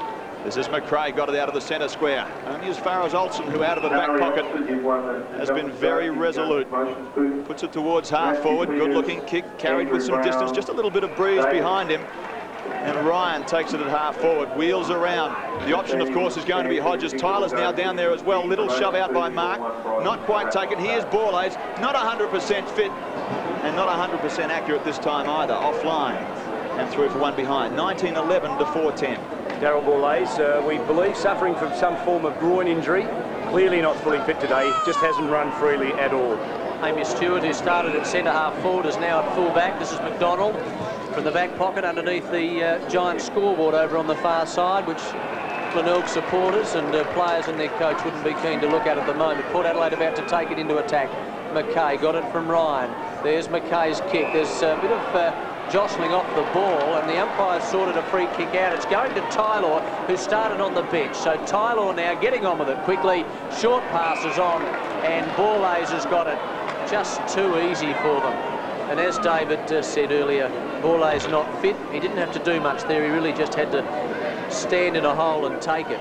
And he was unchecked. He should kick this about 20 metres out, and he has banged it through for another goal to Port Adelaide. That's his first, and some very interested onlookers there giving some suggestions to some of the footballers. It's 20 goals, 11 to 4 goals, 10. Borlase was just sitting back in the hole. The kick came across the top, but even when he kicked it goal, it wasn't a free-flowing kick. He hasn't had a lot to do today, Borlase. He's really been a link man. He has taken a couple of very good marks, but hasn't had a great deal of work to do. Back in the centre, 20-11 to 4-10, and just a couple of moments into the last term. McCulley way up over the top. He was beaten early by Ryan, who's had a pretty good day out. Here's McGuinness, a few fumbles from him. Chigwitten in working hard. Comes out to Pedler, working out of a forward pocket now, it would seem, in the midfield. Up towards Hodges, who stands. Oh, I thought he'd taken the mark. Tyler couldn't control it. Glenelg desperate back there. I think that Hodges will look at the umpire and say, what about me? No, I think he'll look at himself and say, that was one I should have swallowed. South Adelaide lead West Adelaide in our updates by 28 points. South Adelaide's form this year up and down, but they've been the giant killers. Norwood leads Sturt by 43 points. That was three-quarter time. Interesting result, that one, given that Norwood and Sturt, of course, put their hand up for a merger. Come what may, as McGuinness gets it, chips in extremely short. Chigwitten. McRae tries to run around his opponent, didn't quite get around, and in the end the pressure was enough for the kick to go slightly astray and falling into the arms of Carter, who's played brilliantly at half-back. Good-looking kick inside the 50-metre line, standing his ground with Stephen Williams. Plenty of uncaged Tigers there at the moment. Works back from Barton. Glenelg are under pressure, aren't they? They just can't quite find a clean kick away, and here's McRae again at half-back. And the length of their kicks, well, I think they're probably averaging 15 to 20 metres. Here's McRae again, started well, quiet through the middle part of the game and has picked it up again towards Mansell, gets the thump away. Working in there is Olsen, and he shovels it towards the line intelligently. The real difference in Glenelg's game this week, as it's been perhaps 4 or 5 weeks ago, is that they are not running off the half-back line, they're not running out of defence, and they're not playing on at every opportunity. They're grabbing the ball, they're stopping, and their forwards are being covered. 131 plays 34, the mighty Magpies in front. There's good commitment by Mansell. Wakeland ties him up and there'll be a ball up. And Mark, if you're going to play Mansell at full forward, you're identifying that you're going to bring the ball in very quickly, you're going to let him run at the ball, and you're going to let the fullback flounder. They haven't done that. They have just bombed the ball in at him. You may as well have a big bloke there if you're going to do that. 97 points is Port Adelaide's lead, and we're only a couple of minutes into the last quarter. Ryan gets it to half-back, and a chance for Carter, who has already been mentioned, has played very well. Just appeared to get one a little high then, but gee, that's good persistence, isn't it? Isn't that superb footy by Carter? Finish it off with a good kick, and he does. Terrific work. Trevor May with 4 goals. And we talked about at three-quarter time, Port Adelaide not scoring big scores. I think they've kicked 9, 8, 11, 12 in the last 4 weeks. Here's sorry, David. Here's May's kick, and he has belted it through for his 5th. So May gets 5, and the Port Adelaide machine continues to roll along. 137 to 34. You'd be happy if your rover could kick resting 5 goals every outing, wouldn't you? Well, Tim Jennifer's kicked 4 as well. Now, those two fellows haven't been amongst the goals this year. They've relied on Scott Hodges, and coming into today's game, he only kicked 39 in 13 games, so he hasn't had a big season either. That roar that you can hear is Ferrango, who's come off of the ground, having done a sterling job on centre wing. To sit in alongside of, interestingly, Darren Smith. Well, he'd just be having a rest, surely. I'm sure about that, and his namesake in Rowan Smith comes on to play at centre wing. I'd be interested to see if Jack Cale's got a smile, because he hasn't had a smile on his face for a while. 21-11, plays 4 goals 10, back in the centre. Umpire Tim Pfeiffer throws it into the air. Chance for Ginniver, attempting to get the... Oh, look at that. That was superb by the Port Adelaide captain. Long kick to centre, half forward, and the mark has been taken by Pedlar. Haven't seen a lot of him, David, but I wonder whether that was the plan. Well, Hodges is limping behind play, and I think you'll find that Pedlar will be told to attack every ball this term. Now, I've been critical of him a bit. He's played 3 senior games. He's only kicked 3 goals, and he is a much better player than that. He's got to take possession and kick goals. Well, he can make it 4 from about 35 metres, and that's exactly what he's done. So bang, through another one for Port Adelaide. It's 22-11 to 4 goals 10. If you've just joined us, the Magpies really rolling along superbly. Now Pedlar, look here, he gets himself in a perfect position, but he's well shepherded by Hodges. Look at Hodges coming in from behind. There's a player coming, you don't quite see it. Hodges actually created that and kept Hamish Stewart well away from Pedlar. Pedlar needs to get under the ball, mark it, take possession. Earlier in the game, he thumped a couple on where he could have taken possession and shot for goal. 6.5 minutes into the last term. This is a real problem for Glenelg. Their percentage is inferior to most sides, and they could well rue these last couple of weeks come the major round. Like George had done a hamstring there, decided that he was okay and ran off with it. Wakeland to Malachellis.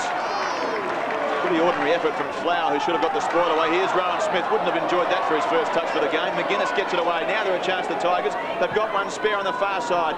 Good-looking kick, but should have found the body. Chiggy puts Heel under some pressure as Spalding comes charging through like the 5:30 Express. Bangs it up inside of half forward. Pedlar sets himself player down behind play as the player looked to be there. McLeod puts it up towards full forward. McKay's in there. They've got one spare as Borlays. He just needs to pick up. Gives ground to make some space. Stephen Williams chips short and has Hodges. Hodges plays on. Back to Borlays or Malachellis, and Malachellis takes it. Just a few moments ago, new player Mark Dittmar learned what league football was all about. He got in Mark Tyler's way, and Tyler just ran through and almost killed him. They'd be fairly keen, I would think, Mark Tyler, having spent most of the time today warming the bench. Malachellis, what's he done? He's dragged it off the inside of the instep, and it's through for behind. 22-12 to 4-10. We're 8 minutes in, and that band of Port Adelaide runners in Malachellis and May, and there's David Arnfield. He was the man involved in a genuine scuffle. Another Port Adelaide runner of a different kind, of a different breed.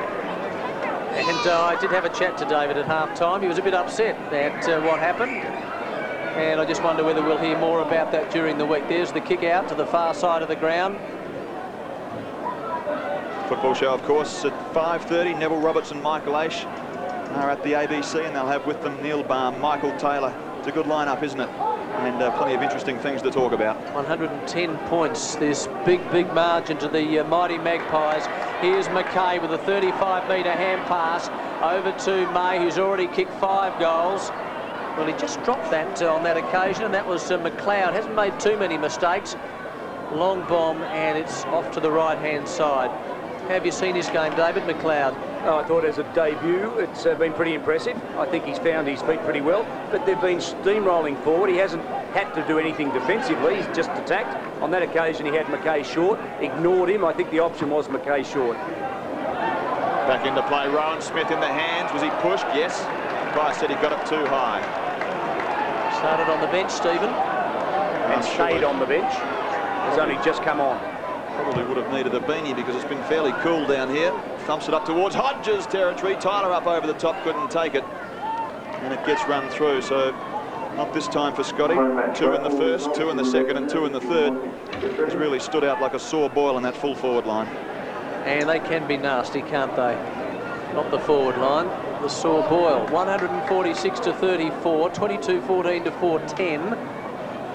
And there's that big kick out again. McKay, who's getting a ton of touches in the last 3 or 4 minutes. Williams, Spalding, runs past. Berbatov did well, though, smothered it, ricochets to Hamilton, and now to McRae, who kicks out wide. This is Eric Martin, just pushed off the football. In the end, it was left to little Nicholas Chigwit, and the Glenelg captain, the skipper, gets on with it. Long kick at the back, though. Spalding, no mark taken, though. Heel knocks it about 25 metres further forward. Here's Olsen running onto the loose ball.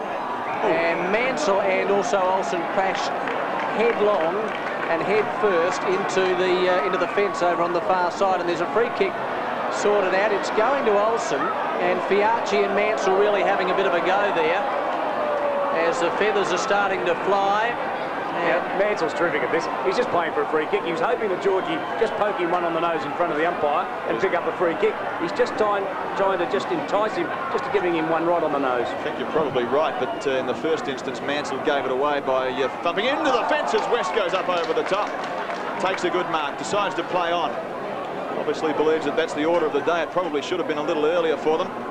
Here's Heel. Sweeps it out towards the flowing locks of Campbell.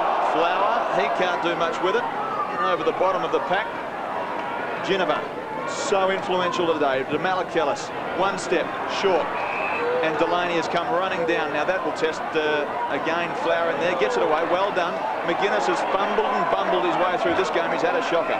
He has had a shocker. I thought he would have been certainly for the state game, but on his performance today, with just 2 of the state selectors here, I don't think you'll find that he's just made a few boo-boos, hasn't he, at critical times? Panicked, almost.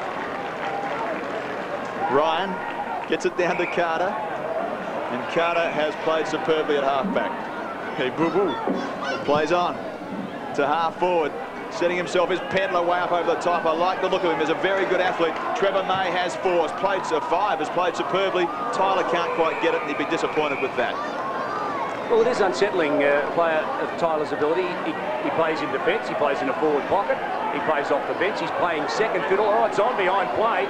Jimmy West and Simon Pedler are hardball at it. And there's still plenty of emotion, even though it's a big margin. Well, let's stick with the footy. The fight has concluded, nothing much in it. Play on, umpire says play on. Well done by Hamilton, played to the whistle. Now the hand pass comes. So that was by Rorick in the end. Then Barton and now Mansell. Mansell pings it up toward right half forward. The 2 4s, Heel and Fiacci, but in the end it's Angove who clears it away to Olsen. Olsen had Angove, but he decides no. In the end he goes to Angove, who just lumbers past, marauding on that far side, then swings it up toward left half forward. The 2 6s, McGuinness and also McKay. McKay with a long kick. West has got his eyes on this one. Hodges came in late. It comes to the front of the pack. Chance for Tylor. Well done to Pedler. Now over to Malacalis under a bit of pressure. Berbatov will relieve that pressure and swings it wide to the far side. He's got a teammate out there and that is number 44, and that's McNamara. McNamara gets it to McGuinness, plays on, better looking movement from him, gets Hamilton, who's had a pretty ordinary day, wheels around, has a look at the goals, but can't bring it back far enough. A little illustration of a most frustrating day out. Well, there's a couple of players in this side for Glenelg who really do lack pace. Hamilton's one of them, Ross Gibbs is the other, and we haven't seen much of Ross Gibbs since about half-time, and I fear that Hamilton's days are very much numbered. It's been borne out today. He just hasn't got the pace for a modern game. I'll ask you about Gibbs in a moment as Carter gets it to Ryan. Looks like Carter's come back onto the ground. He gets run into as he got the kick away, Ryan. Berbakov's got it, plays into the centre of the ground. Olsen up over the top spectacularly, couldn't quite take it. May's in there always, effervescent, paddles it out towards Carter, takes it one clean take. He's a talent. Don't worry about that, he is a talent. And speaking about that, here's Malakelis. You've got to attack him, Campbell Flower. He does that this time. McCulley paddles it forward. This is another example of the day that Phil McGuinness is having. That's a throw and a Tiger free kick. Just back to that issue about Ross Gibbs, I don't think it was ever going to be his day because he had trouble getting into the car park, Stephen. As we arrived, there was a big bus blocking him, and guess who owned the bus? A Port Adelaide player. Couldn't believe it, they brought all the supporters down. You think Gibbsy wasn't upset? They now play it on with Berbakov. Another chance, watch for Barton, sets himself, couldn't take it. Rowerick, here's a go, Rowerick, but just hasn't worked for him. I was going to ask you about Gibbs. Were you surprised that he got back into the side, having spent such a sustained period in the reserves? I was, but let's be fair. He's kicked 8, 9, 8, 5 goals from a forward pocket in the reserves. Now, when he opened up today in the senior side, he was in a back pocket. Now, if you're going to play him in a forward pocket in the reserves and he swags those goals, clearly they haven't got the firepower today. Why wouldn't they have played him in a forward pocket if they were going to play him at all? Well, they probably didn't know that, though, David. They had what on paper appeared to be a reasonable setup up forward. And Smith, Rowan Smith, sweeps it out. They're on the march, Port Adelaide. Carter, Williams, they're absolutely everywhere. Like seagulls at a chip around the corner. Geneva has had a wonderful day out. There were some sceptics about Timmy Geneva's playing days, but he's now kicked his 5th. And Port Adelaide's 23rd, 23-14 to 4-11. Well, I don't think those sceptics were being unfair, were they? He hadn't got amongst the goals this year. He hadn't found a lot of the ball. Today, when Port Adelaide have their back to the wall, they need their skipper. And from the opening bounce today, he's been terrific. At the bottom of packs, in everything, 5 goals just to top it off. It's been the cream on the cake. So don't forget, of course, coming up Tuesday, Western Australia taking on South Australia. All of the action from 11:05 in the evening. Should be a big one. Indeed. For South Australian viewers only, that game, and it should be a beauty. If you can get down and watch it, do so. Otherwise, sit home and enjoy our coverage on ABC TV Sport. This is Martin, wheels around, tracks across half-back and has a look at McGuinness and finds him. Doesn't have any problems finding the ball, Philip McGuinness. It's just a matter of what he's been doing with it, whether he gets it. McRae, it's an example. He's put him under pressure. They go backwards and forwards. Port Adelaide's pressure has been very good. Barton got it away to McRae. Now watch this for a leg speed. Rowan Smith had a bit as well. You're going to get run into Craig McRae. Gets a right boot to it. And it trumbles and tumbles towards the line. Fellas, I wouldn't be critical of that. I really wouldn't be critical of that. But good desperation by Rowan Smith. He was outpaced and McRae was just trying something. Just anything. Run the ball and let's try and create something. You couldn't be critical of that at this stage. Ryan and Rowerick just having a go there in the ruck. Here's Ryan getting it to Olsen, who's showed enough this year, I get the feeling. Chance now for McLeod, who also has shown a bit. This is his first game. Let's have a look at some others around town at Adelaide Oval. South Adelaide have got the better of the Bloods at the moment by 35 points, and out of the parade, Norwood have a thumping and commanding lead over the Double Blues, who are now having a dreadful season. Another wooden spoon, perhaps. It's going to be hard to get back, isn't it? That will take them probably 3 games clear on the bottom, so it's going to be hard for them. May not matter, though. In what way? Well, it may not matter. They may not be stirred for too much longer. Well, isn't there a congested spot for 3rd position? Glenelg losing today. If they'd have won today, they could have consolidated 3rd position. Now there's about 5 sides in contention for the 3rd spot. There's Williams. The hand pass, not a particularly good one. Barton's got it.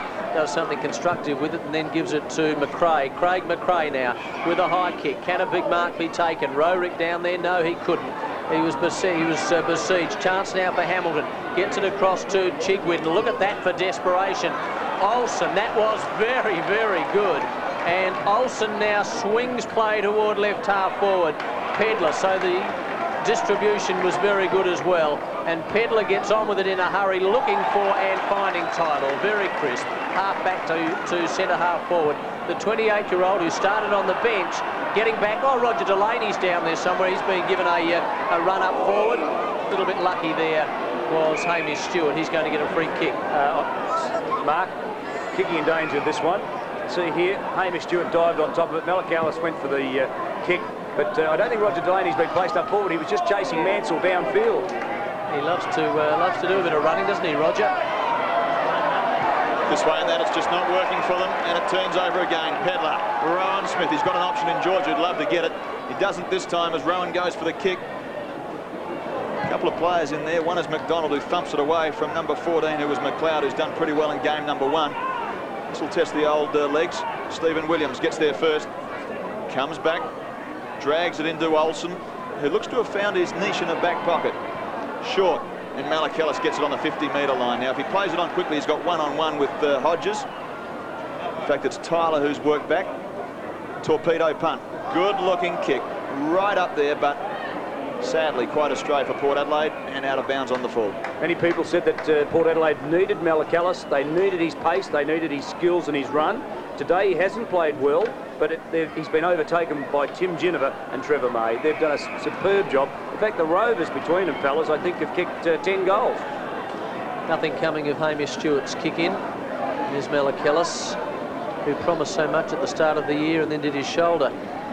But he's going to be very useful for them as the season draws further and further toward the finals. And will Port Adelaide be there? Well, after this performance, you would think they will be playing in that final series. There was some doubt, though. The real acid test is next week, where they take on the Eagles at Woodville Oval. There's a kick by McNamara. Good one, too. Finds Mansell. And that's what David was talking about.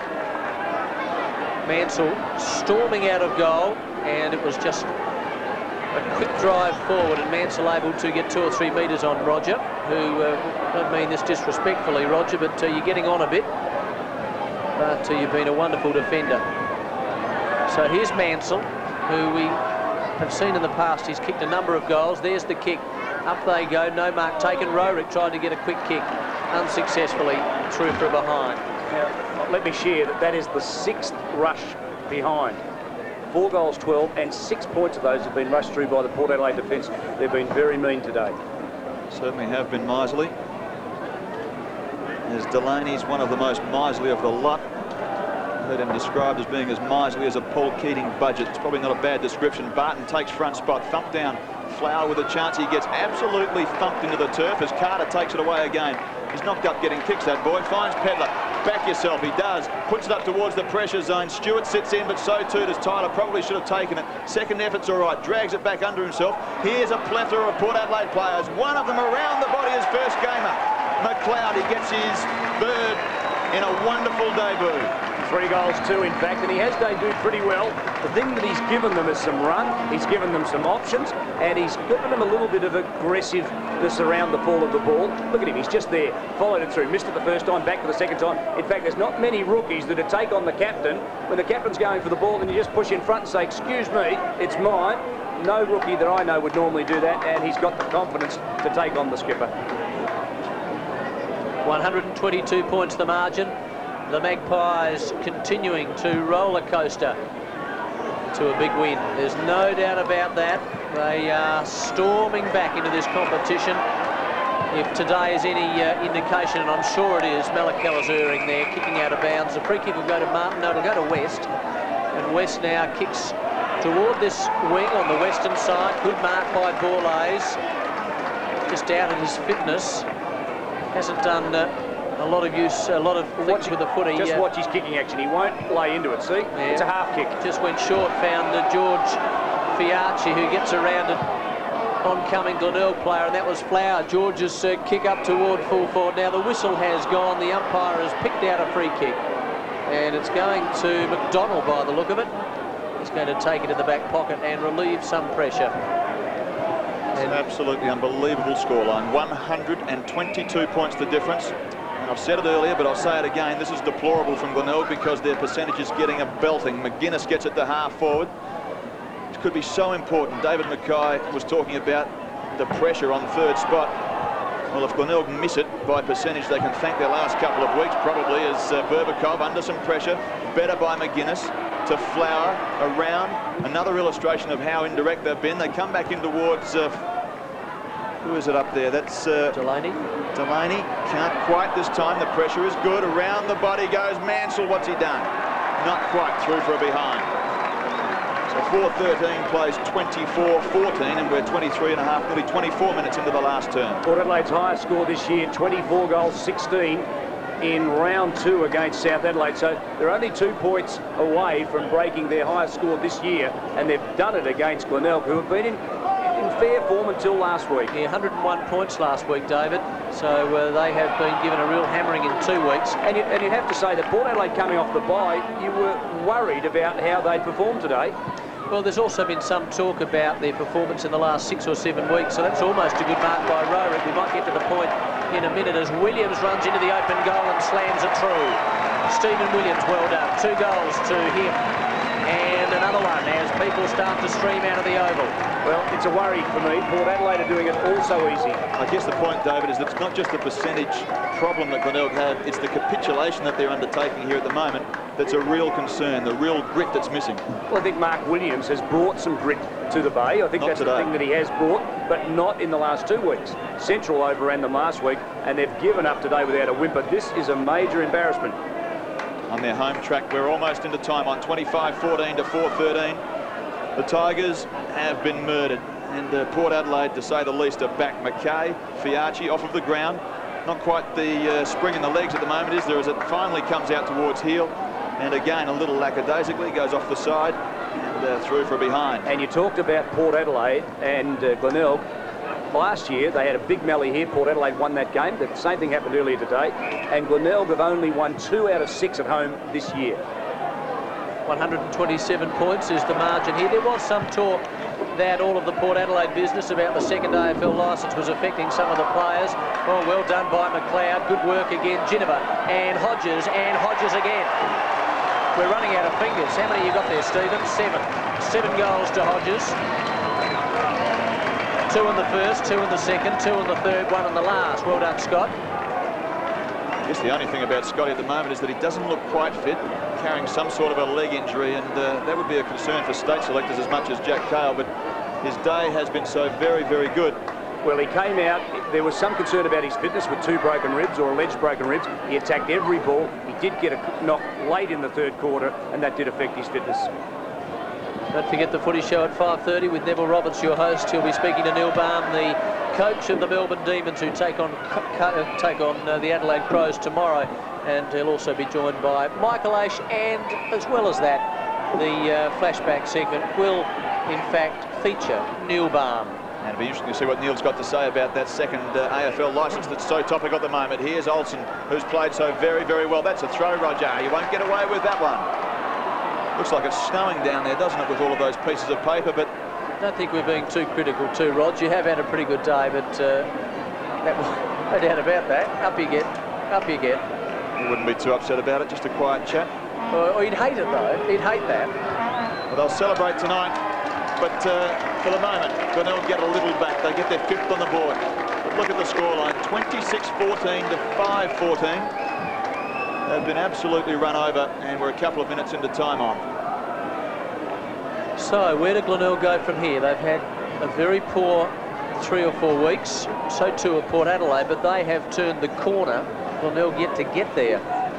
Glenelg have got some problems because next week, in round 15, they will have their hands full because they've got a bye, and they'll have plenty to think about. South playing West at Adelaide Oval, and South are commanding 40-point advantage at Norwood Oval at the Parade. Well, look at that, 94 points. The Double Blues are in all sorts of trouble. Back at the Bay Oval, Wakeland has been quite unobtrusive at centre half back. He's done his job. Nothing terribly flashy, but done it quite well. Delaney, a rare error, just as he did a moment ago in making the throw. And Gove went from the ground for a short time, come back on. And they bottle it up inside of that Tiger half-forward line. 28 minutes in, 26-14 to 5-14. Represents 21 very important goals, both from Port Adelaide and Glenelg's point of view in terms of the one-sidedness of it. Round the body, Chigwidden, little push out, thump away. Heel couldn't get a foot to it. In the end, he drags it back in and we'll have another bounce down.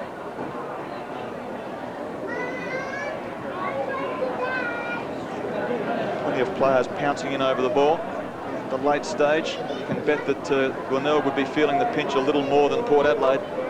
Be having a wonderful time out there after such a lean trot. Stephen Williams on the up to George Fiacci. He's enjoyed his day at half-back. This is Darren McKay. Good-looking kick. Hodges is set beautifully and takes the mark. Far, far too easy in the dying stages. And the Tigers just not putting enough pressure on. You're writing a ticket for him for Tuesday night? Well, I've written the ticket for him. It's just a matter of whether he's fit. State selectors will have to have a good look tomorrow morning when they do some fitness assessments, and indeed on Monday night when they train. Let's have a look at Scotty as he lines up for goal number 8. One thing this man can do is kick a very, very accurate football straight through. His 8th goal, and at 29.5 minutes we're at 27 goals, 14 to 5-14. What a scoreline this is, as Fiacci whips out the hand pass. McKay, who's played very well. He spends a lot of time on the interchange, or has in the past, but he's played pretty well today. And Hodges, well, he has starred, there's no doubt about it, 8-2, so he's had 10 shots, 8 goals to Scott Hodges. He'll sleep well tonight. Nearly 30 minutes in, 27-14, 5-14, a thumping 22 goals. Out it comes towards Flower, fumbles, can't do anything effective with it, so Stephen Williams wraps him up and throws him to the ground. The umpire says it was illegally.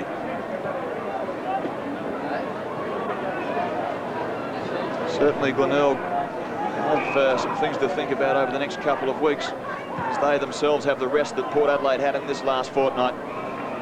Ryan has played superbly, sits back, played the back play. They've missed Chalmers, obviously, with his Crows commitments, and Ryan has dropped in and played pretty well. Darren Barch, of course, is also on the injured list. And Gove to half forward. Here goes. Jim West sets himself. Big hands, takes a good mark. Yes, and West gets on with it. Short pass is okay to Hamilton. And there's the siren. And I think that Glenelg supporters and the team and Mark Williams would be very pleased that it is all over here at the Bay. 132 points the margin. The Magpies 27-14, 176. Glenelg a miserly 5 goals, 14, 44. That final margin again, 132 points. Scott Hodges, one of the stars for the Magpies.